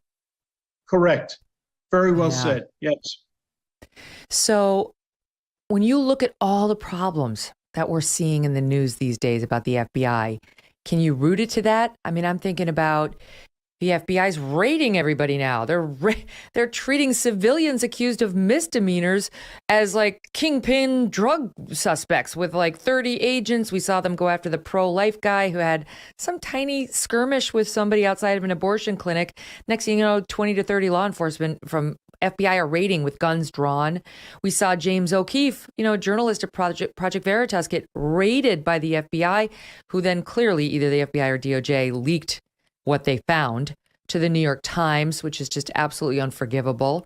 We've seen the Gretchen Whitmer, alleged entrapment with people being like, I don't know. And the FBI agents being like, we're going to kill her, right? We're going to kill, like, they're just out of control. So is it all in your mind connected? Yes, it's connected to this cultural change. And I tell you, and I've told people this, and like some defense attorneys today find it hard to believe. But when we were in new agents training and then in our periodic training, legal training, which you got periodically, but in new agents training, we spent a lot of time on the U.S. Constitution, on the Bill of Rights, particularly the 4th, 5th, and 6th Amendments. And contrary to what people might think, our legal instructors told us not to look at the 4th, 5th, and 6th Amendment as a barrier, as an obstacle to doing our job, but to embrace it. And we even had one legal instructor back in those days gave us a copy, a pocketbook-sized copy of the Constitution, and told us to keep it in our breast pocket here always with us. And a lot of us did this. And that whenever you go to interview someone, or whenever you go to execute a search warrant at someone's home, if you have that copy of the Constitution with you and you remember it, you'll never go wrong. You'll never go off the line. You'll never go off the wires. That's how we were taught. And I've learned since then that a copy of the Constitution is not issued to FBI people. Now, in the last year or two, because I keep harping on this and I've spoken to a lot of FBI executives about it, happily, I can say that they now are giving a pocket-sized copy of the Constitution to every new FBI employee. Now, that may seem like a simple thing or a little thing, but little things mean a lot, and little symbolic things mean a lot. They're reminders of things to people. They're totems, and that's important. Let's say, Tom, that, it's 2024, and suddenly we have President DeSantis or President Youngkin or whatever, some Republican. And they call you up and say, Tom, I want you to come out of retirement and I want you to head up the FBI and I want you to make it like it used to be and get rid of all the politics and, all these bad actors like Peter Strzok. I realize he's no longer there, but I don't even want the possibility of another Peter Strzok at the FBI. What do they need to do? Like in practice, how do you get rid of the rot that's there now? Okay, it's a cultural problem. And there's been books written about this in corporate settings and government settings too. to change the culture, you have to change a lot of things, big and small. And I mentioned one of the small things. But the first thing you have to do is recognize that there is a problem. And a lot of this won't be imposed by outside, by the Congress or by the president. Unfortunately, it has to come from within inside the FBI. Recognize the problem, change a lot of things, big and small. Change your orientation, change your mission statement. They've taken law enforcement out of parts of the mission statement, and they keep emphasizing intelligence. Every time Ray speaks, he quotes Mueller and Comey that we're now an intelligence-driven organization. No, we want to operate within the law. And now, myself and others for years, whenever we were called upon when go out to speak to a community group, or when I was overseas and I spoke to our allies, I always explained that the United States of America was blessed, truly blessed, that as our domestic security agency, we was a law enforcement agency, which meant they operated within the parameters of the law and the Constitution. And we were blessed to have that. Unfortunately, the way it's being twisted now, we are now to the point where we have a domestic intelligence agency that has police power. That's the problem. That's what has to be changed culturally. When you hear the stories about, the investigations of Trump and all that the FBI did during the Trump years, was that shocking to you? How bad is that on a scale of 1 to 10, the way they behaved? 10 being, the agency needs to be dismantled down to the studs, and 1 being mildly problematic. Well, I don't advocate dismantling the FBI, and I don't advocate breaking up the FBI, but it was shocking because the most fundamental thing shocking, and this has been documented now, not just in the Mueller report, but in stuff since then, and Durham's documenting it again for us, there was no predicate, there was no logical reason to begin what they called Crossfire Hurricane, which was the code name for the investigation of the Trump presidential campaign. There was no good reason to do it. They hung their hat, and Comey in his book hangs his hat on this one conversation that this fellow Papadopoulos had in England with somebody at a bar where he said the Russians have dirt on Hillary Clinton. Well, and I'm sure, Megyn Kelly, you know this. You've been a reporter in Washington. Any presidential election, you could stand or sit at a bar anywhere in Washington, D.C., and you could hear 10 rumors like this about anybody. There's rumors flying all over that's not enough. Under the Attorney General guidelines to open a counterintelligence investigation on an American, you have to have articulable facts. Mm-hmm. And there were none with this. There was no reason to begin that investigation, much less on a presidential candidate and a presidential campaign. I can remember when we were contemplating open investigations on a U.S. senator or a congressman, when William Webster was director, he would challenge us. Do you have enough? Go back and look again. They didn't want us interfering in politics unless we had a solid reason to do it. And they opened a campaign, an investigation, Comey did and his minions, on a presidential candidate without any legitimate predicate. In doing so, risked the trust and credibility of the entire agency. It has not recovered. In fact, if anything, it's continued to go downward. And as you point out, I happen to agree with you. It's an agency we really need. we need to believe in it. And we can't just give up on it. We have to revamp, have to be honest about the problems. We'd have to get somebody like you in there, or somebody who thinks like you, to help lead it into the next phase. And I do think that's probably going to require a change in administrations. What a pleasure talking to you, Tom. I appreciate all your years of service, your great storytelling, and your honesty. Thank you. Thank you. All the best. Thanks for joining us today. Tomorrow, we're going back in time to World War II with a fascinating discussion. Looking forward to bringing you this, and I'll talk to you then.